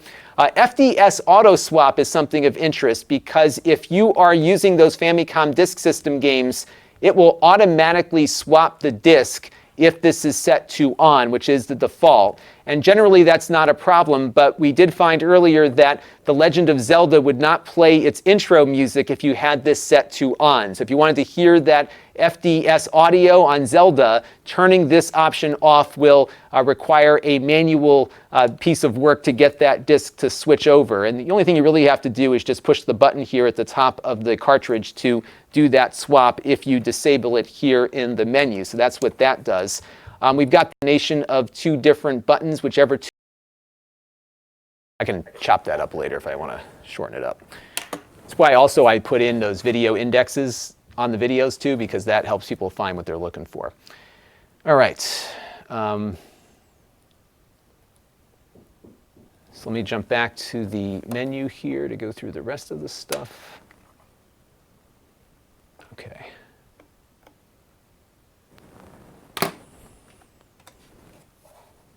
I think we ended on the, what did we end on? Give me 1 second, I just want to see what we ended on this last clip. On the clock, okay. Test. Okay.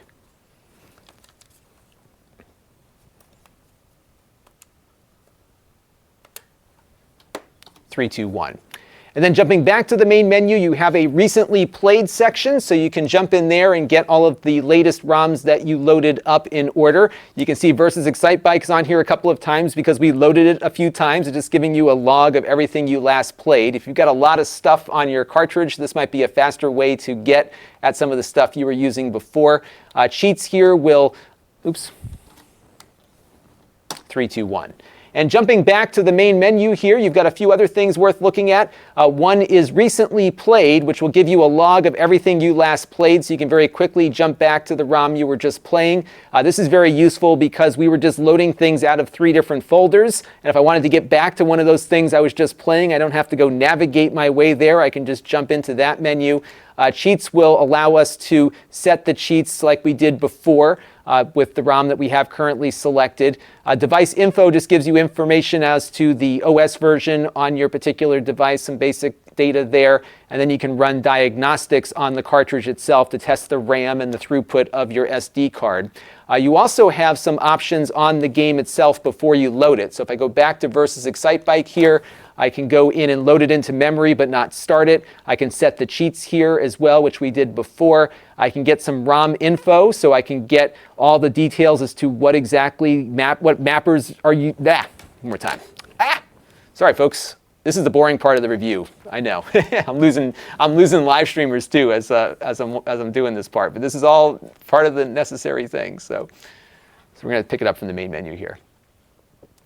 3, 2, 1. And jumping back to the main menu here, we have a few other things worth looking at. One feature I like is the recently played section, so it'll go back and give me a log of everything I played in order. So I've got ROMs in a lot of different folders, and I can very quickly get back to stuff here without having to navigate through that. That's pretty useful. Cheats works like we saw earlier for setting cheats for the currently selected ROM.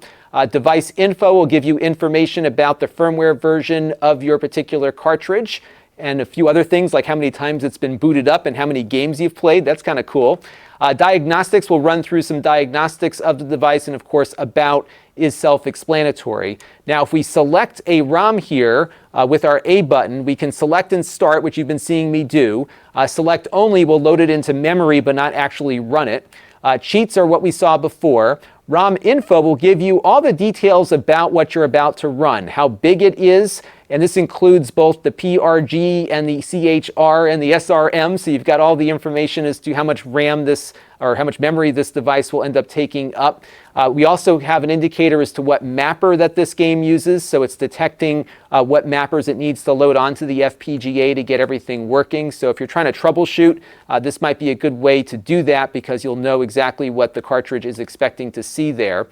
Beyond that, you have some things where you can go into the hexadecimal of the cartridge or floppy disk you're about to run, and then what I suggest you not do is use the delete option, which will remove files from the card. All right, I think that was good. Yeah, it's not always fun doing some of this part of the review because it's, it's just menus, big deal. But you know what? People care about this stuff and you want to give them the information. Then again, I've had the index on the video descriptions. So when people are going to play the video back, they can decide if it's the parts that they want to see. So we'll see settings part 2.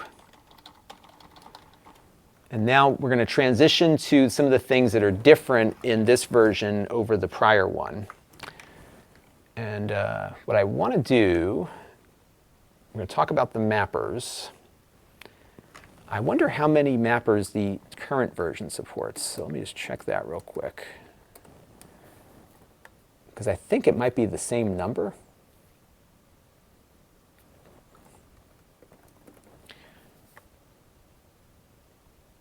And I can often tell too, like how long the video is going to be based on how long I've been working on it. So we've been at it now for about 2.5 hours, kind of putting this together.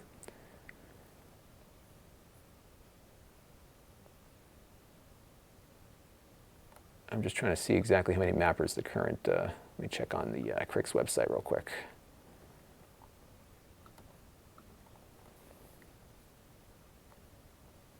I know a lot of people are probably going to ask about mapper 30, which is the Nest Maker thing. I don't know if that's, I don't think that's supported yet. Bear with me for 1 second. I just got to check one other thing here real quick, and then we will finish up that part of the review. I still want to get to that. We'll see how much time I have. I do want to get to the ATEM Mini, but we'll probably not spend a lot of time on it. I'm not going to shoot that review because I haven't actually looked at it yet, obviously, but we will get to that shortly. All right. Let's go to the Everdrive section here.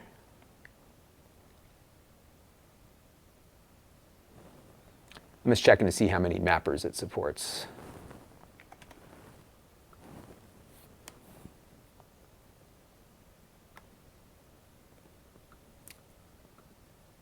And if somebody in chat knows, that'd be really helpful. Because they have a number on the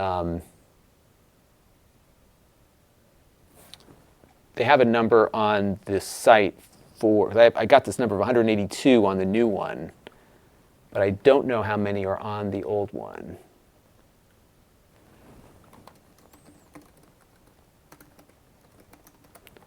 So let's take a look real quick here.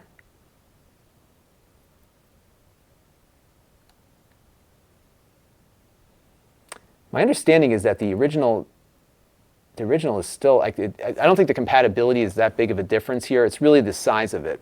The size of the games is the big one.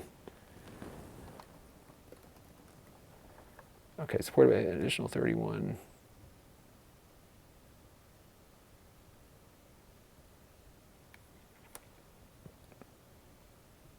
Okay, so as of last year, there was 174 on the original. There's 182 on this one. I'm pretty, I'm going to not go into too much detail on that because I am not totally sure about that. So Debbie Nully wants to know what the mappers represent. So basically the mappers are some of the special chips that they added to the NES cartridges back in the day. So when we were just talking about Castlevania, that had a special chip for audio, and that's something that would have to get mapped onto the FPGA on the cartridge to properly simulate that game. Because if you didn't have the chip, obviously you couldn't get the cartridge to work. So this thing kind of does that. That's why it has an FPGA on board. All right, so where we left off here on 111 is on me. So we're going to come back. And I think what we'll do here, I'm just trying to figure out the best way to transition this. What I might do is pop this cartridge in and show. Yeah, let me do this, take this opportunity to do a little B-roll, because we're going to look at that big menu. So let me do this real quick. So we're going to go into the big folder, because I did a ROM load already. So we're going to load up the big folder now on this one. So check it out. It's going to be like super fast. Boom, and it's up. And we can scroll through very quickly here. And then if we jump to the other one, let's turn this off. And I'm just going to make a note on B-roll note on this one. This is actually more complex than my usual videos because it's I'm doing a lot more B-roll shots for this. 153, this is big folder N8 Pro. Okay. Okay, so we're going to do that. So now we're going to take this one out, and we're going to put the old one in. Now the old one's got to go in a different slot because this is the NES one and it has more pins. But as you'll see here, it's pretty much the same thing. Okay, so let this go. Run the cartridge. All right. So let's do the big folder now.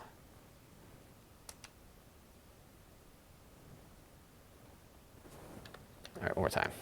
Big folder now. I think the button combination is reversed on here. See that? How much longer that is? So, and you can see how it's kind of like got that blanking out in between. So that's one of the differences. So let's take a look. Just want to see if there's an option for sorting.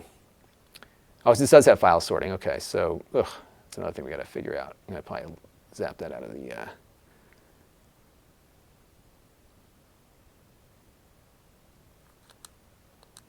Okay. All right, so let's do 154.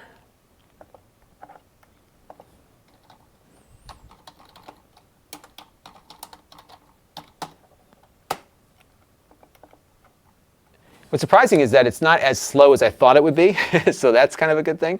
But what we will do is we will load up a game here so you can see. We'll load up Kirby again and see how what the speed is on that.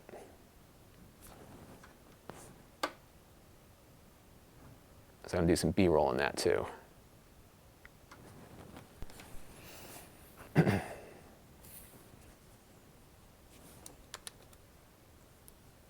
I actually have on my cheat sheet here the whole breakdown of all the things that are different.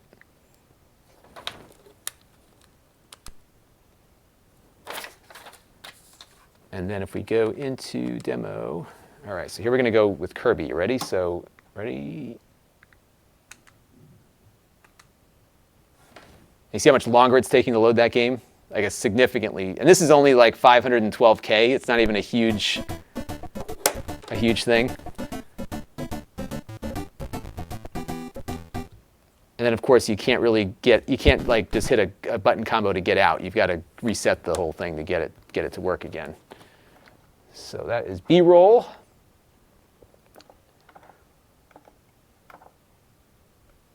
$155, B-roll, Kirby. And we'll do one of these split screen things. Kirby load on old N8. Okay. All right. So now we're going to swap this back out again. Let's try to turn it off here. And then we're going to introduce the concept of the differences between these two.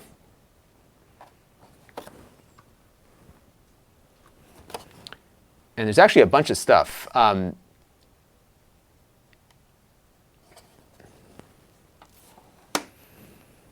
So let's go to that. And I'm ending the last clip. Yeah, this has actually been one of the more complicated shoots I've had in a while, believe it or not. This one's less formulaic. And this is part of the, when you're dealing with these really unique products, there's no formula really to follow. You have to really kind of let the product's features kind of guide you, which will remove files from the card. All right, so we can have a nice safe cut here. So we run this. Test. 3, 2, 1. Now, if you own the prior edition of the cartridge, which is just called the N8, you might be wondering focus, where's the focus? 3, 2, 1. Now, if you're running with the prior edition of the Everdrive, the N8, you might be wondering what the Pro does different. And there's actually quite a bit that's different, and I'll put a link down below to a master list of things. But there are a couple of key features that I think are worth mentioning here. The first is the speed of the menus and just loading things up. So I've got this folder here called Big Folder, and I've got a whole bunch of ROMs in there, and they just pop up immediately. I can very quickly jump through the file listing here. This is with file sorting turned on, so it's really a lot faster. It does have some bit of co-processing going on in the cartridge to speed this process up. So the last cartridge wasn't bad from a performance standpoint, but this one is a lot faster. Another thing this new one does is load games a lot faster. So a little bit earlier, I ran both Kirby on the old cartridge and the new one to see what the speed differences are, and you can see the new cartridge really boots up a lot quicker. The other big advantage of the new cartridge is that it has the in-game menu, so you can more easily jump out of the game and go back to the game selection without having to get up and reset your console. So all those things are really nice quality of life improvements just to get a nicer interface with the menu system there. This one also has a larger FPGA or field programmable gate array chip built in, and I think that's going to make a big difference down the road as we see more homebrew take advantage of some of the things that this cartridge and some other ones similar to it can provide. One of the big differences here is that this one has a lot more memory for loading games. It's got a total of 16 megabytes. Now, in these days, in the 21st century, 16 megabytes is not a lot of memory, but for an NES, it's a huge amount of memory, far beyond what was on the original cartridge. And this can now load games that you couldn't load before. I've got one I want to check out, so let's load it up real quick. All right. So Outer Space Space wants to know what he missed. You've missed quite a bit. We've got a lot that we've been doing here. So let me just check this. I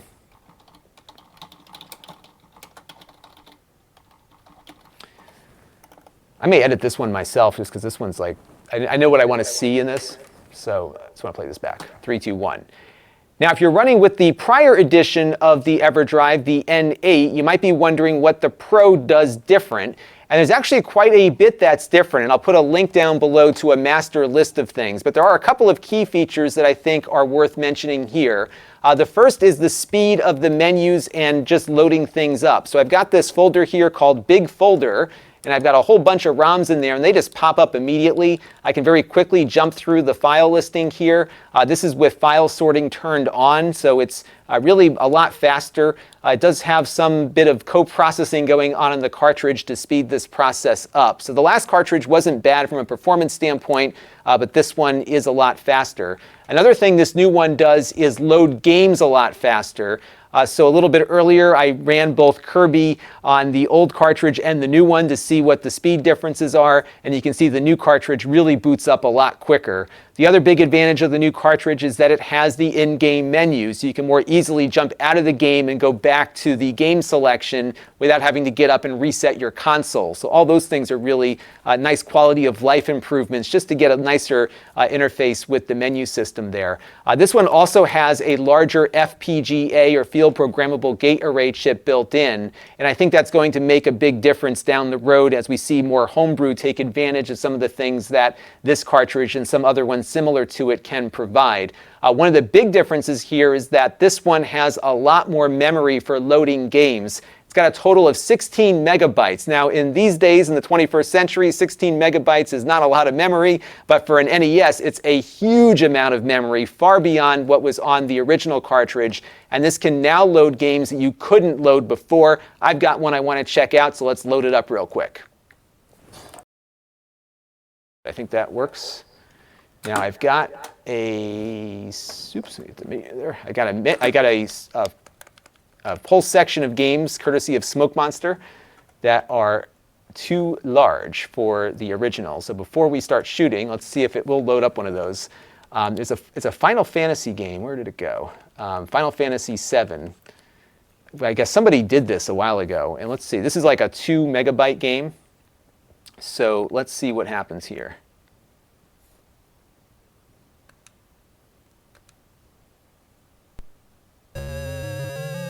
That looks a little screwed up, actually. Okay, that part works. That first menu screen, though, looked a little odd to me, so I'm a little concerned about that. Let's exit and go back in one more time.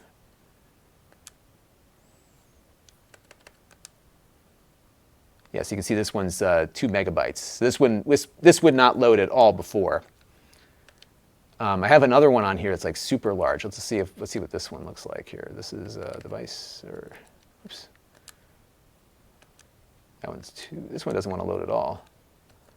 Some of these may not work at all still, but let's see. Here's one. ROM info, unknown ROM format. Let's try to load it up, see what happens. Yeah, some of these may not work.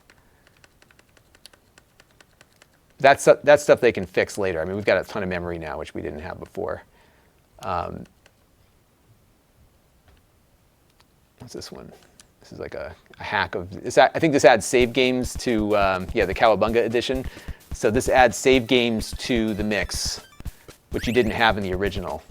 You know, it's funny, when this game came out, it was actually popular and I kind of liked it. I love the music in it.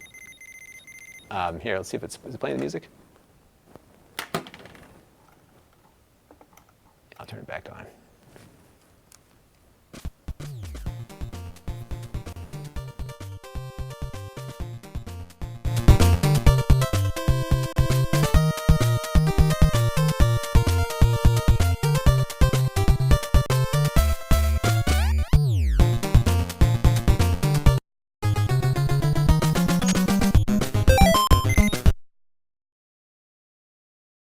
Quick, all right, and oops. Somebody's asking about Metal Slater Glory. Was that a big one? I don't think I have that one. I can check on my computer and see if I have that one somewhere. Let me double check. Metal Slater, hopefully I said megabytes, right? Rockman 4 minus infinity, let's see if I have that one. Yes, I do have that one, so that one might be worth looking at. So let's take a look at that. ROM info, oops. So that's 1024K, which, yes, that's a megabyte, which I don't think would have run before. So let's take a look at that. And these are from Smoke Monster's thing, so I think these are all pretty good.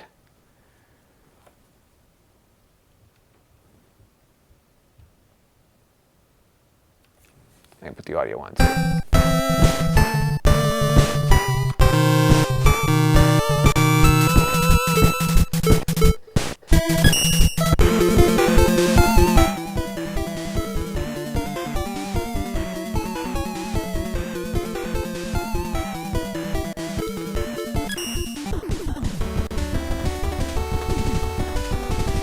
So I think this is good, right? Turn it down just slightly here. You know, it's weird, my controls are reversed. Is that supposed to be that way? Is that normal? Oh, it's reversed, okay. Yeah, okay, it's starting reversed. Okay, I'll figure that out. All right, so maybe we'll do Rockman 4. I do want to do the Final Fantasy one, because I know a lot of people were talking about that, and that one's actually one of the bigger ones that I've got, because if we go and look at the ROM info, that one's 2 megabytes. Metal Slater Glory. So is there a Japanese name for that? Because I have like the full list of stuff that I got from the Smoke Monster list here. But we'll try a couple out here. Okay, so now let me just see where I last left off on that other clip. 3, 2, 1. Now, if you're running with the prior far beyond what was on the original cartridge, and this can now load games that you couldn't load before. I've got one I want to check out, so let's load it up real quick. Okay. All right, so let's do the Final Fantasy one first, and then I'll do Action 52. All right, let's try that one. Everybody's got some good suggestions. Let's try it. So we'll do Action 52. That one's even larger, so that's yeah, 1536, 512. So let's try it. And it looks like Action 52 is running.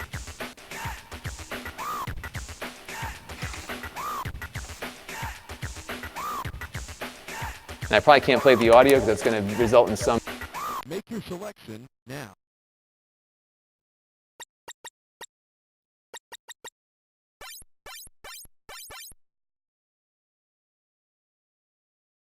Do Action 50, oops. We'll do Action 52, and we'll do Final Fantasy, and then I think that'll work. Okay. All right, so let's try this real quick. This is Final Fantasy VII. And I know I'm going to get the history of this messed up, so I'm sure somebody will correct me on that. 3, 2, 1. All right, so I've got a list of games, courtesy of Smoke Monster, that were too big for the prior version of the Everdrive. The first one we're going to look at here is Final Fantasy VII. I think this was a remake that was made for the NES.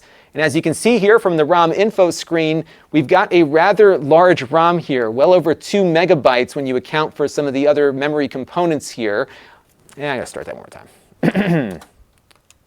3, 2, 1.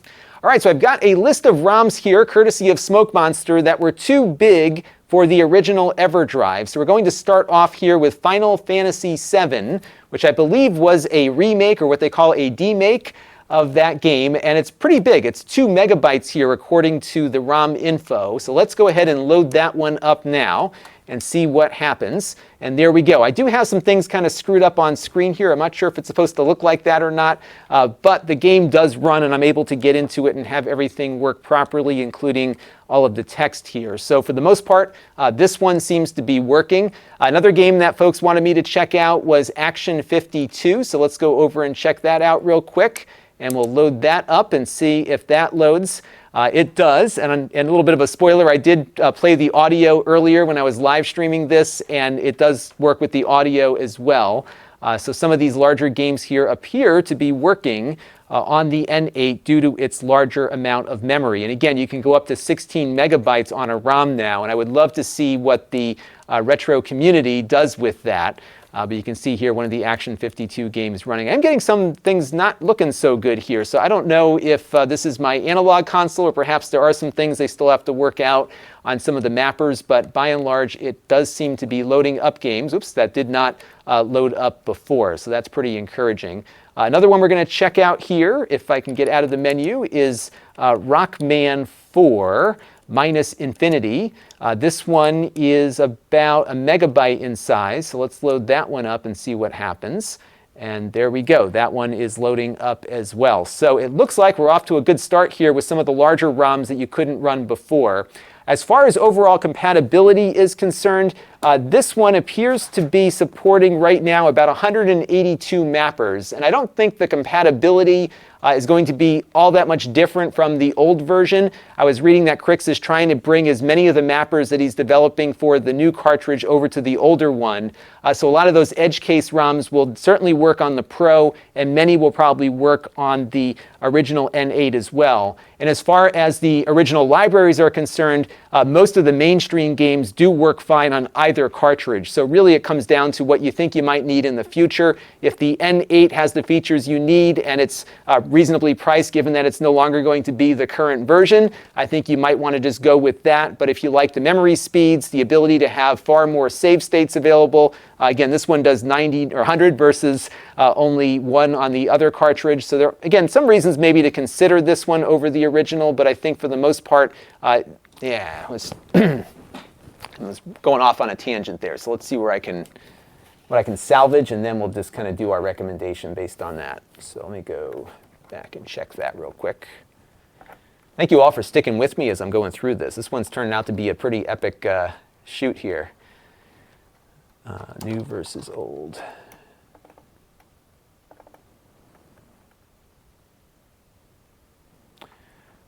All right, let's find where did my remote control go? Did I drop my remote control? Where did it go? Oh, it's underneath the thing.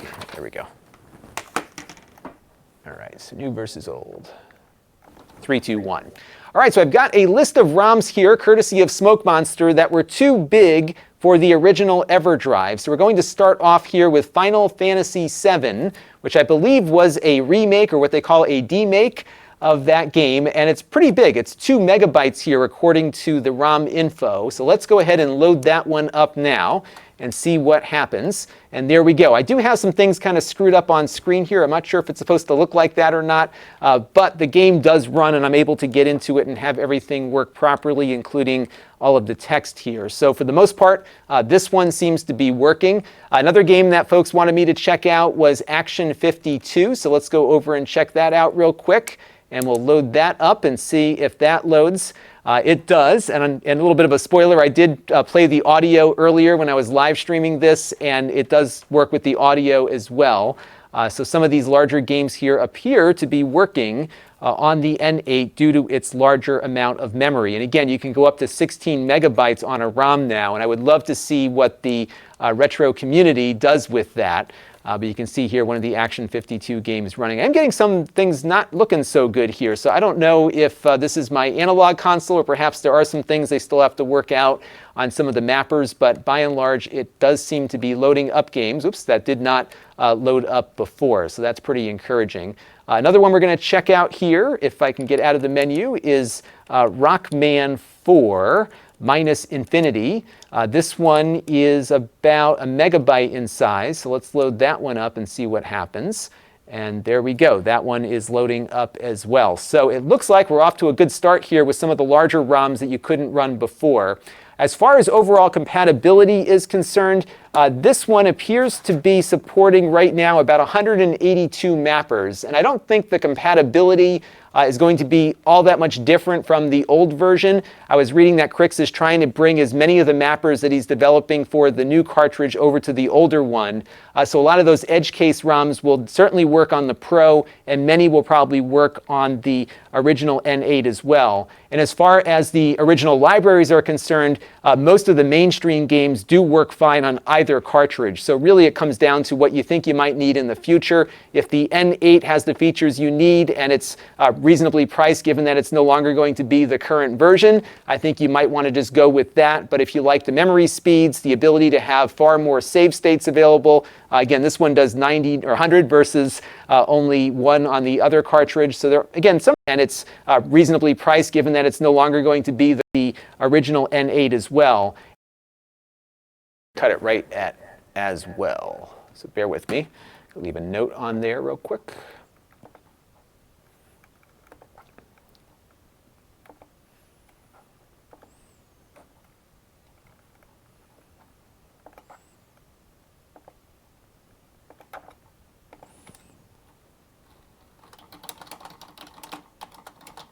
All right.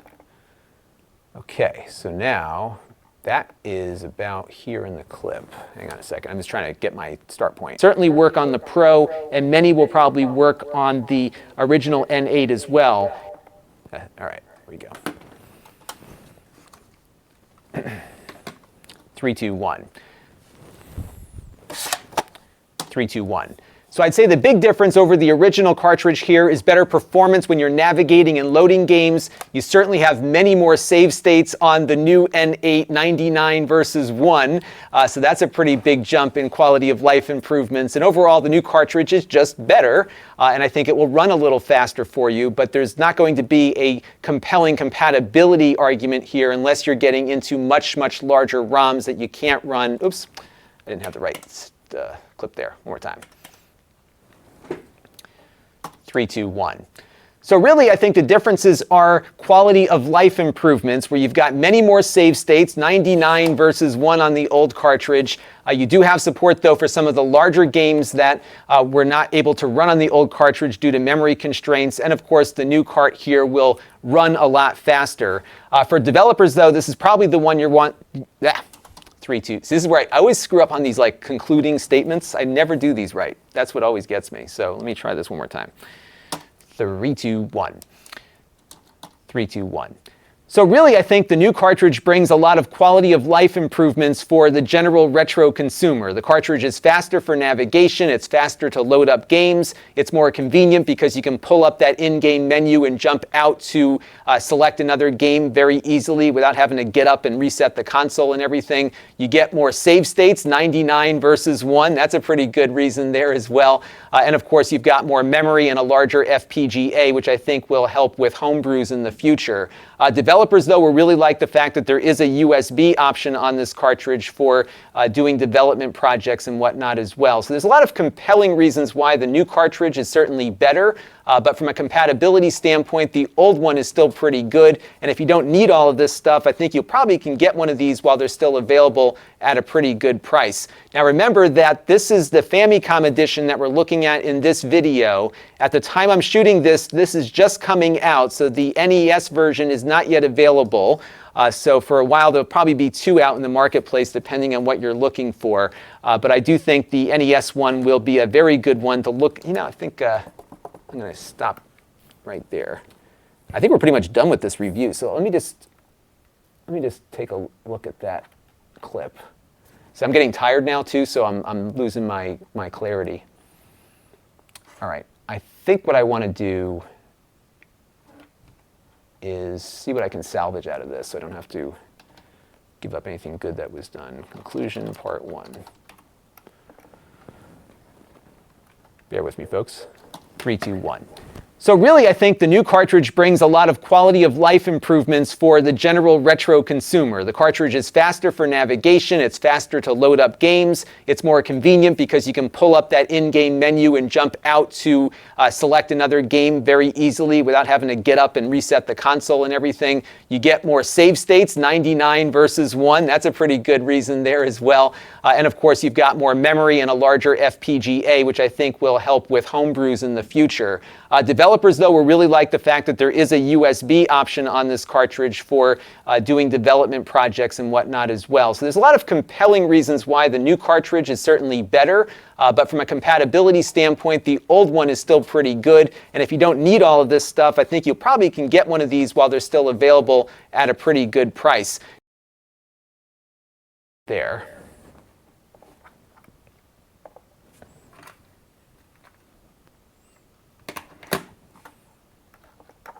One second, folks. Isn't that a great freeze frame? Oops. What did I just do? Hang on. Okay, so I'm going to remove this one.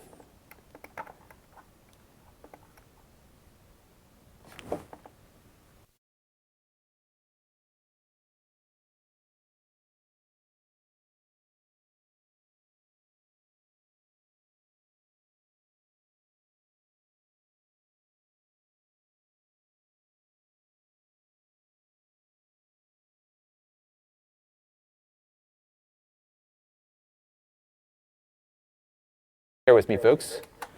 Just going to play this back one more time. So there's a lot of compelling reasons why the new cartridge is certainly better, but from a compatibility standpoint, the old one is still pretty good. And if you don't need all of this stuff, I think you probably can get one of these while they're still available at a pretty good price. We're going to cut on that. And what we want to look at here is the fact that I'm holding the cartridge a certain way. So I want to just get my hand in the same position. It was in my right hand. Because we're gonna come back, see how that is. I'm gonna try to get my hand in kind of the same position because we're gonna go back to this shot here and have the cartridge kind of fall down, so it kind of has a bit of a continuity to it.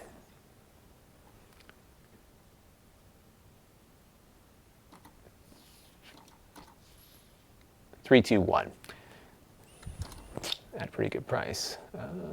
3, 2, 1.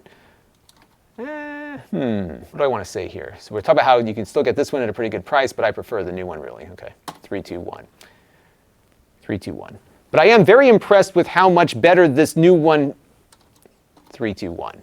But I am very impressed with what they've done with the new one. It's amazing how you can make something better. Even you know, I'm trying to figure out exactly why I like. I know why I like the new one. And the quality of life settings are. You know, the quality of life is a lot better with the new one. But I'm trying to figure out exactly how I want to explain that.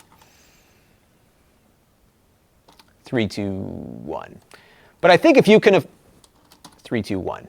But I think if you are looking for the better of the two, certainly the Pro here adds a lot of functionality that you won't have on the original. And if you are looking at getting one of these and price isn't an issue, I would probably wait a little bit until this N8 Pro is available for what I know where I'm going with this now. 3, 2, 1. Oops.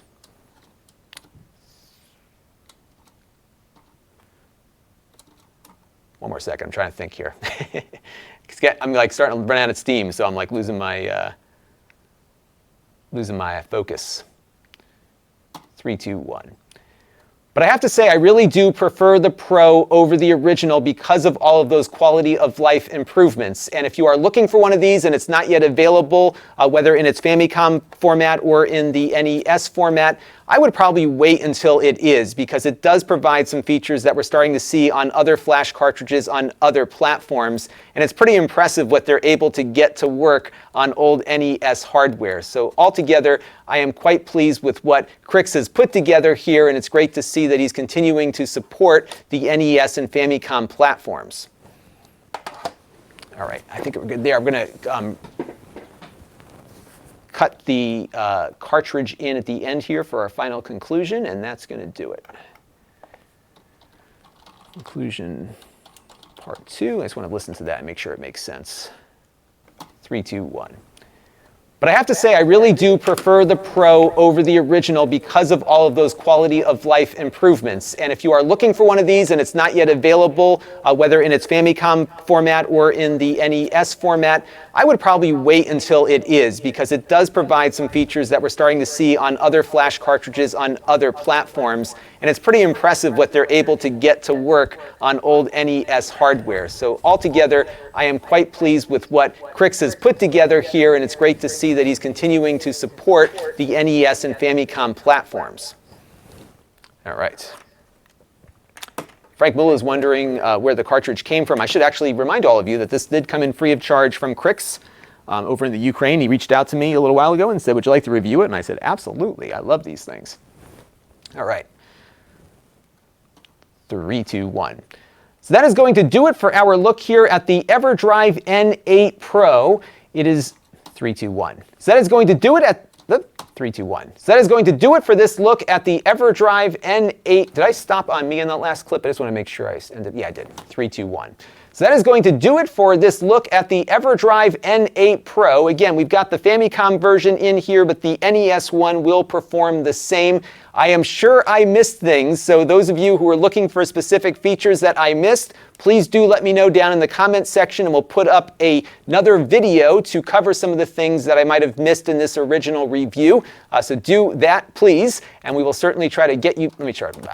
See what happens at the end here? I totally lose it at the end. 3, 2, 1. So that's going to do it for this look at the Everdrive N8 Pro. I am 3, 2, 1. 3, 2, 1. So that's going to do it for this look at the Everdrive N8 Pro. A nice improvement over the original. I am sure I missed things in this review that some of you probably came looking for. So if there are things that I didn't cover that you want to see, do let me know down in the comments section, and we'll put an update video up in a few weeks and cover some of the things that I might have missed. There's a lot of features packed in this thing, and I am sure some of you are looking for more. So let me know what you'd like to see in the future on this one. And until next time, this is Lon.TV. Thanks for watching. All right, I think that was good. And yeah, these flash cartridges have come a long, long way. And what's great is that there's a community around these things that continues to support them. So if you're on Amazon right now, if you look down in the product carousel, there's a lot of stuff that we've looked at prior. So let me just finish the conclusion here. And I also missed the NSF player, so I'm going to try to shoot that real quick and insert that in the right spot. So let's check this clip. We'll make sure I get the NSF player in there. And then we will wrap this up, and then I'll unbox the ATEM. And I've got about a half an hour before I've got to pick up the kids, but pick up dad duty. So I have to watch the kids tonight. My wife is going out to a thing with some friends tonight, so I never leave the house. 3, 2, 1. So that's going to do it for this look at the Everdrive N8 Pro. A nice improvement over the original. I am sure I missed things in this review that some of you probably came looking for. So if there are things that I didn't cover that you want to see, do let me know down in the comments section, and we'll put an update video up in a few weeks and cover some of the things that I might have missed. There's a lot of features packed in this thing, and I am sure some of you are looking for more. So let me know what you'd like to see in the future on this one. And until next time, this is Lon.TV. Thanks for watching. All right, that was good. So now I got to find where I can slip in the NSF player. So we've got the differences between cartridges, new versus old. So I think what I'm going to do is just kind of shoot it just like this and find a spot that it works in. Because I know I'm not going to have a jump cut if I'm switching between full screens like this. So that's how I'm going to fudge that one. So David, thank you for watching. I appreciate you tuning in and sticking with me all this time. And let me see, I missed some Twitch comments here. Oh, Mandalore says I probably should put it in the retro category. I probably should have done that earlier. Not getting that many viewers on Twitch. I don't have a following on Twitch, which is why I don't do much there. So, all right. So we've got enough time here to do this part, and then we will, I'll find a place for this to work. 3, 2, 1. 3, 2, 1. And the Everdrive N8 Pro also has a music player built in, an NSF player. And if you go over to this, oops, 3, 2, 1. And the Everdrive N8 Pro also has a music player built in that plays NSF files. So if we jump into my NSF folder here, you can see I've got a couple of songs that I can click on and start playing. And this is what the player looks like. This also supports the special chips here too. So if there is an NSF file that relies upon special audio chips, this will replicate those and give you the sound quality that you're looking for. And I ended on me, which I shouldn't have done. So let me go back to the NSF player. I think what I'll do, though, is just add a little bit of background music there, just because people are going to want to know why they don't hear any music. Check my mix.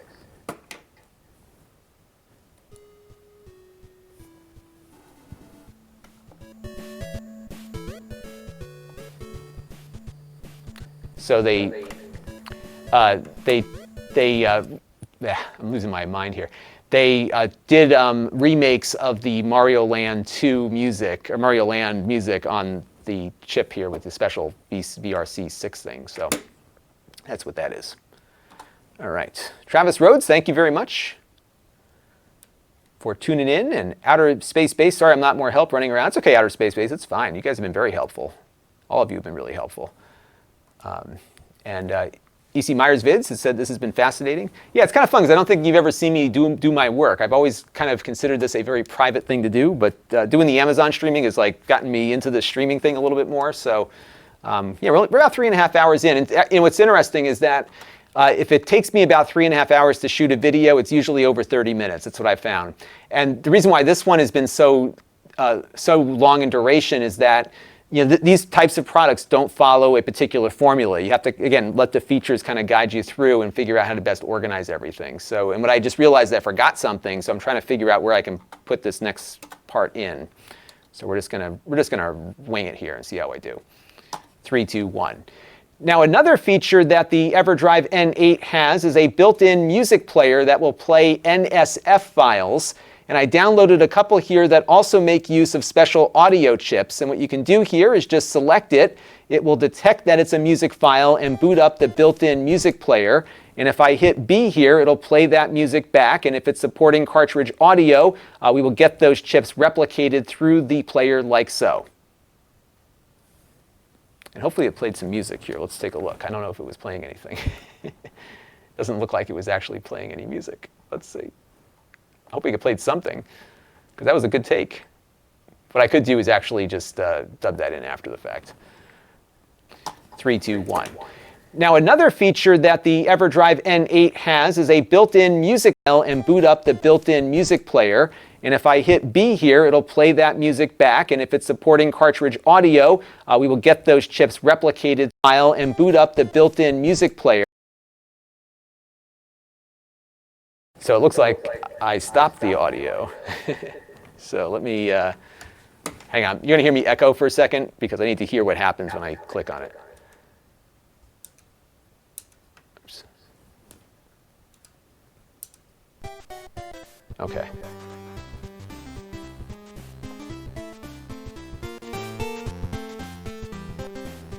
All right, that sounds good. Okay.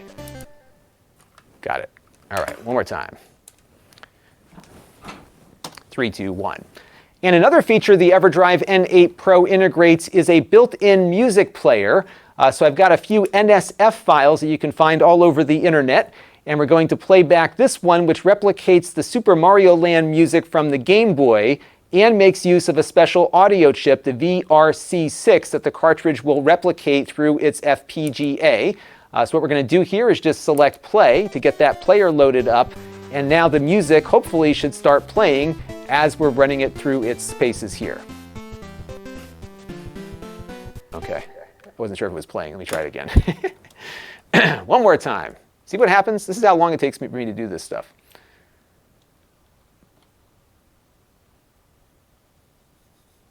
Three, two, one. Oops. 3, 2, 1. Now another feature of the Everdrive N8 Pro 3, 2, 1. 3, 2, 1. Now another feature unique to the N8 Pro is a built-in NSF music player. So if we go over here to NES Music, you can see I've got a few NSF files on my card. One of them is a song that makes use of a VRC6 chip for audio. And what will happen here is the cartridge will simulate that chip on its FPGA and deliver the music the way it's supposed to be played. So if I click play here, it's going to load the built-in player, and we'll get that Super Mario Land remake audio playing here for you.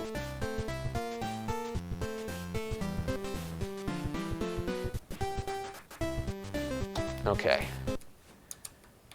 I think that'll work. Let's listen, play that back real quick, and then we are done. And I just got to figure out where to stick that in later. And then we can unbox the ATEM, and then I'm going to go take care of the kids. I got 20 minutes. So I often go well past my, so we'll call this 117A, insert in the comparison section. All right, let's take a look and see how that sounded. 3, 2, 1. 3, 2, 1. Now another feature unique to the N8 Pro is a built-in NSF music player.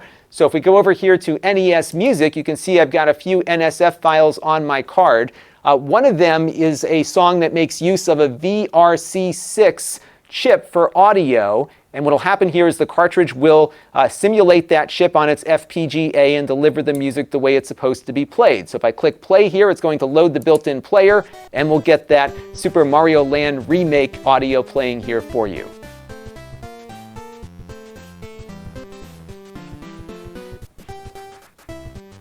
Okay. All right, we're good. Whew. Okay, that was a long one, folks. And this is not unusual. Like these kind of shoots do take a while. So that was about 3.5 hours, I think, I think the actual shootings, I was BSing with all of you for about a half an hour. So we're looking at about 3 hours for that. And someone's asking when the 24-hour marathon is coming. I don't think that one's happening anytime soon, folks. One of these days, that might be kind of, maybe I should do like a charity thing for 24 hours. But you know what? I really value my sleep. And the older I get, the more I like to sleep. So that's one thing that I think makes a difference. Now, my plan for today's stream was to start playing with this thing, but this will probably go to tomorrow's stream now. So we will stream tomorrow again. And let me update the Amazon feed here to get the right product up. Because we have, there's actually more stuff that I got in beyond this. My gaming laptop came in too, so I want to get that going. But Jake is going to be here tomorrow, so I might be able to get him started on the computer. And we can go from there. So I think I've got like 15 minutes before the wife's going to start looking for me. So let's get this thing unboxed. I'm going to take all the plastic off of it. There is a lot of plastic in this industry, let me tell you. Imre, yes, this will definitely become a video for sure. So what you just observed was me shooting this video, which takes a long time to make those 20-minute videos that you see. Some things go faster than others. There's some days where I actually surprise myself by how quickly I can get stuff done. And I apologize because somebody was asking a question. Frank Mula was asking about the operating system on these things. Yes, it has its own OS that boots, but remember, it's running on the NES hardware. So even though we were using that analog console, it would run the same way on original hardware too. All right, let me see how this box opens. All right, this thing I'm actually really excited about. I've been waiting for this thing for a while. So this is going to be a fun one because there's a lot of utility with this. And part of this too is that it will assist me in doing things in other parts of the house or when I go on location somewhere. Look how small this is. Like, this is a full-blown video switcher that you can stream from. You could take it with you places and all that good stuff. So hopefully it works good. I actually got my start on a ATEM device. All right. Yeah, E.C. Myers, she had this, she could just pop in and say, it's time to come upstairs. She's probably afraid to come down here because she doesn't want to be showing up on camera. So that's probably what's going on. All right, so we've got a nice overhead shot here for the unboxing, and we're going to start here. We're not going to play with this now. We're going to play with it tomorrow, or maybe later tonight if I get a second wind after the kids go to bed. I doubt that, but we'll see. All right, so we're going to do this on the Extras channel. So we're going to shoot an Extras channel unboxing now. Welcome, Stephen Grieve. First time on my stream. Welcome. Yeah, I've been doing more streaming lately. And yeah, I'm good. Let's just do this and then I can wrap up. 3, 2, 1. Hey everybody, it's Lon.TV and it's time for another unboxing. I've been very excited to get this in. This is the ATEM Mini, and this is a very low-cost video switcher. It actually costs about what you would pay for a decent capture device, about $300, but you can run 4 different sources into it and stream out live from it. It's a really cool device, and it will actually, I think, help a lot of smaller content creators get their start. I actually started using an ATEM switcher when I first started this channel, and it really helped me grow quickly because you can more efficiently do your video shoots or, of course, do a live stream. And we're going to have a full review of this soon on my main channel at Lon.TV. And again, I'm really excited to try this thing out. So we're going to unbox it here. This is all of your little manuals and stuff. These things get updated very frequently, so you'll want to follow all these directions and download the latest firmware and everything else.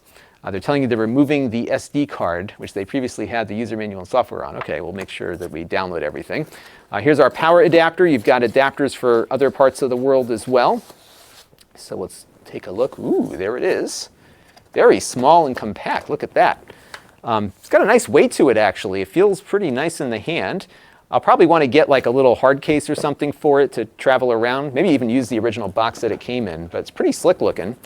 Now you can control this with the physical control panel, or you can use a software control panel that it works with. So on the back here, you've got Ethernet out, which you can use for that purpose. It has 4 HDMI inputs, as I mentioned. I believe it supports 1080p 60 at max. So you won't get any 4K going out of this, but for most folks, that's just fine. The HDMI output here is program out only. It does not have a multi-viewer, which is where you could see all of the different sources on a monitor together. So it's the program out, no multi-out, unfortunately. That's been the big complaint I've heard about so far on this. Now you also get a webcam out because this thing will actually replicate a webcam. All the functions of it will go out as something that'll work on Skype or OBS or anything else that supports a web camera. So that's something I'm eager to try. And then it also has built-in streaming functions too. It does not record though, so you will need to record on your computer through the webcam out or use the HDMI out with another capture board. And it will be playing around with this in the full review on my TriCaster, and we'll see exactly how all these functions work. We're going to run this cheap thing into a very expensive TriCaster. Why not? So you got your function buttons here for switching between sources. That's pretty self-explanatory.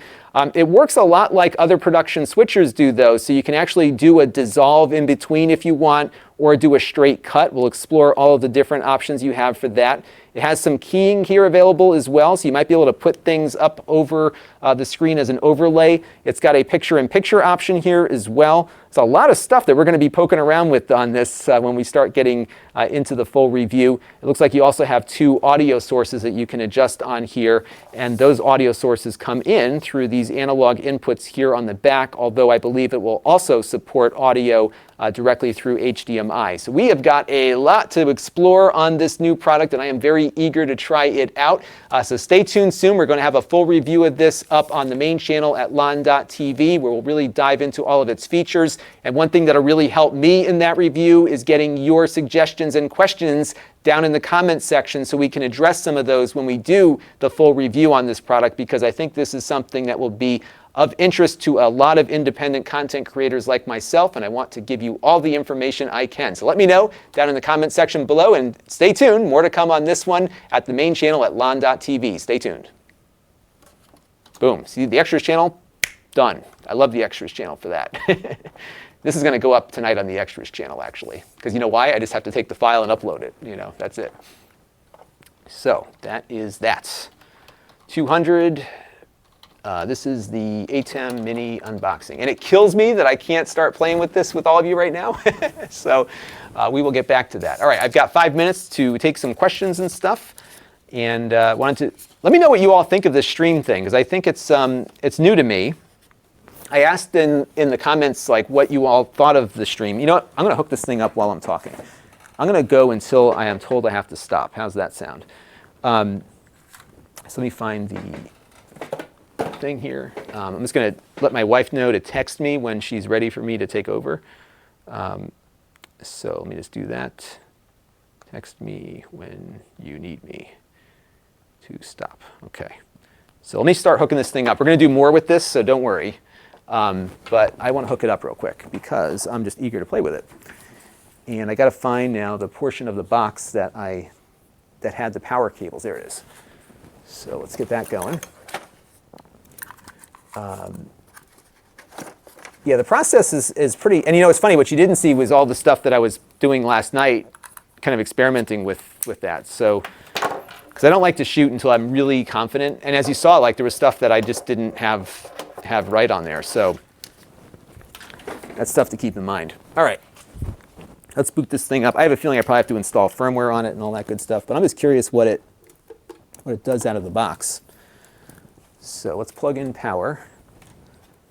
And here, let me switch camera views here so you can see what I'm doing. I like how it angles itself upward on the desk here also. That's pretty nice. And what I'm also going to do is attach my Ethernet cable so I can get it on my network. So I'm eager to see what that's all about. I probably have to download software and everything too, so we'll come to that in a minute. All right, so now, actually, you know what we could do? We could plug this, we could plug my thing in there. So let's plug in. I got to find an HDMI cable. You know what's funny about my setup down here is that I never have any HDMI cables.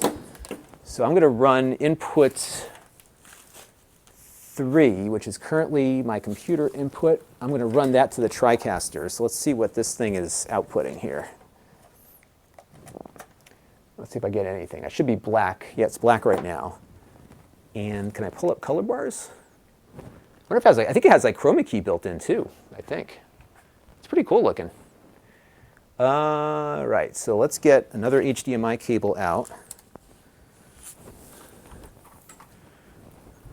Let's see. So I have another camera I can plug in also. So let's grab my little, I got this little Canon camera in recently, which is really nice. Where did I put it though? Is it still down? There it is. It's over there. Ooh. There's a lot of stuff that I trip over down here too. So I'm going to plug in my little Canon camera here. Hopefully there's still charge in the battery.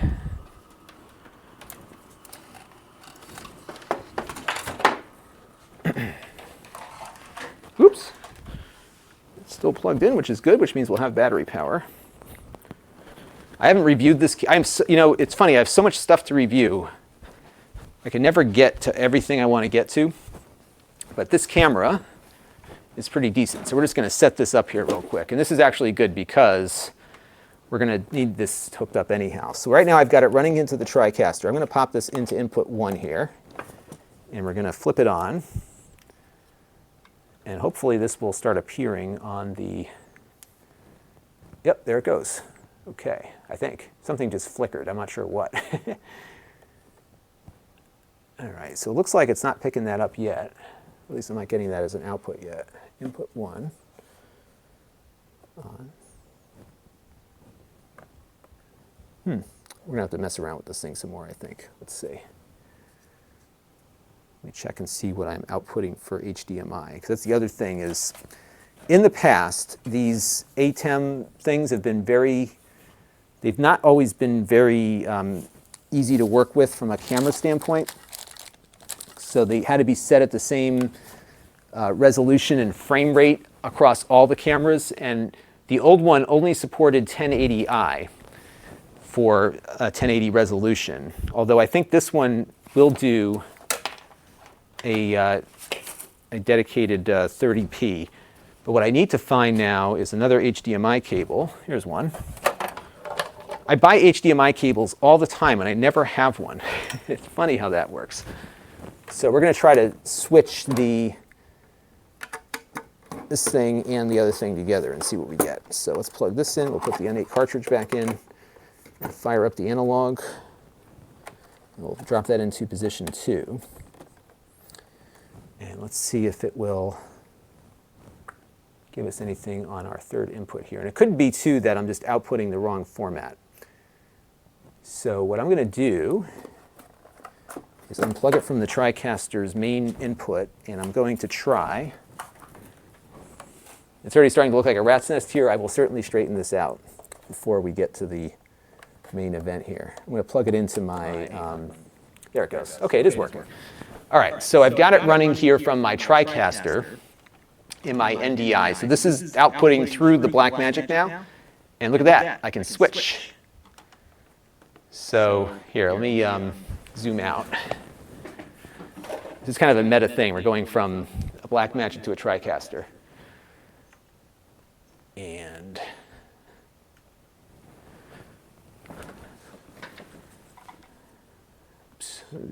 my daughter, that's so fun. My daughter can text me now. It's so cute. She's 6.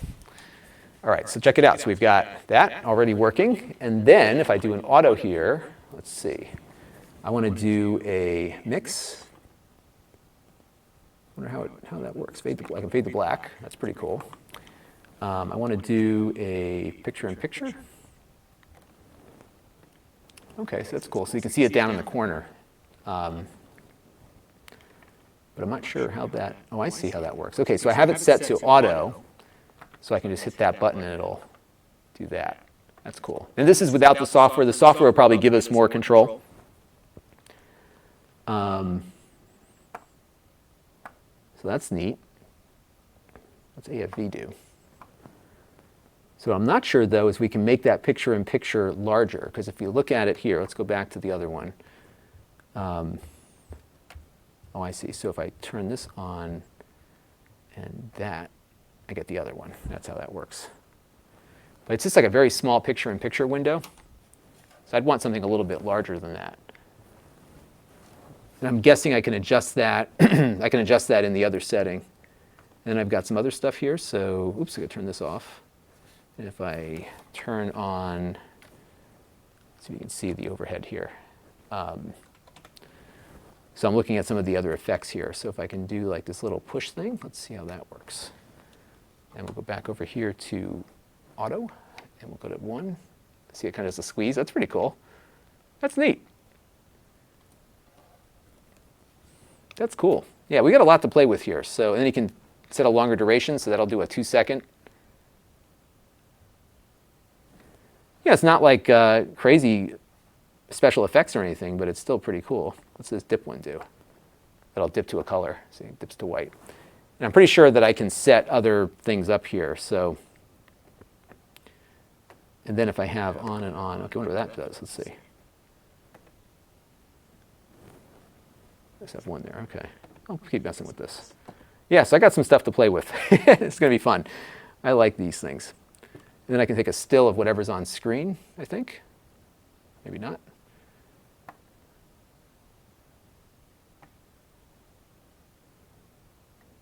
And then I'm not sure what this key does. I'm guessing the key is probably a chroma key function.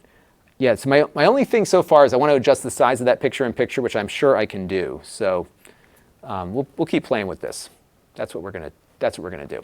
Okay, folks, I've got to call it quits for now because I am needed upstairs. But I am very much appreciating all of you for sticking with me for as long as today took. And this is a good example of one of the more complicated reviews that we do.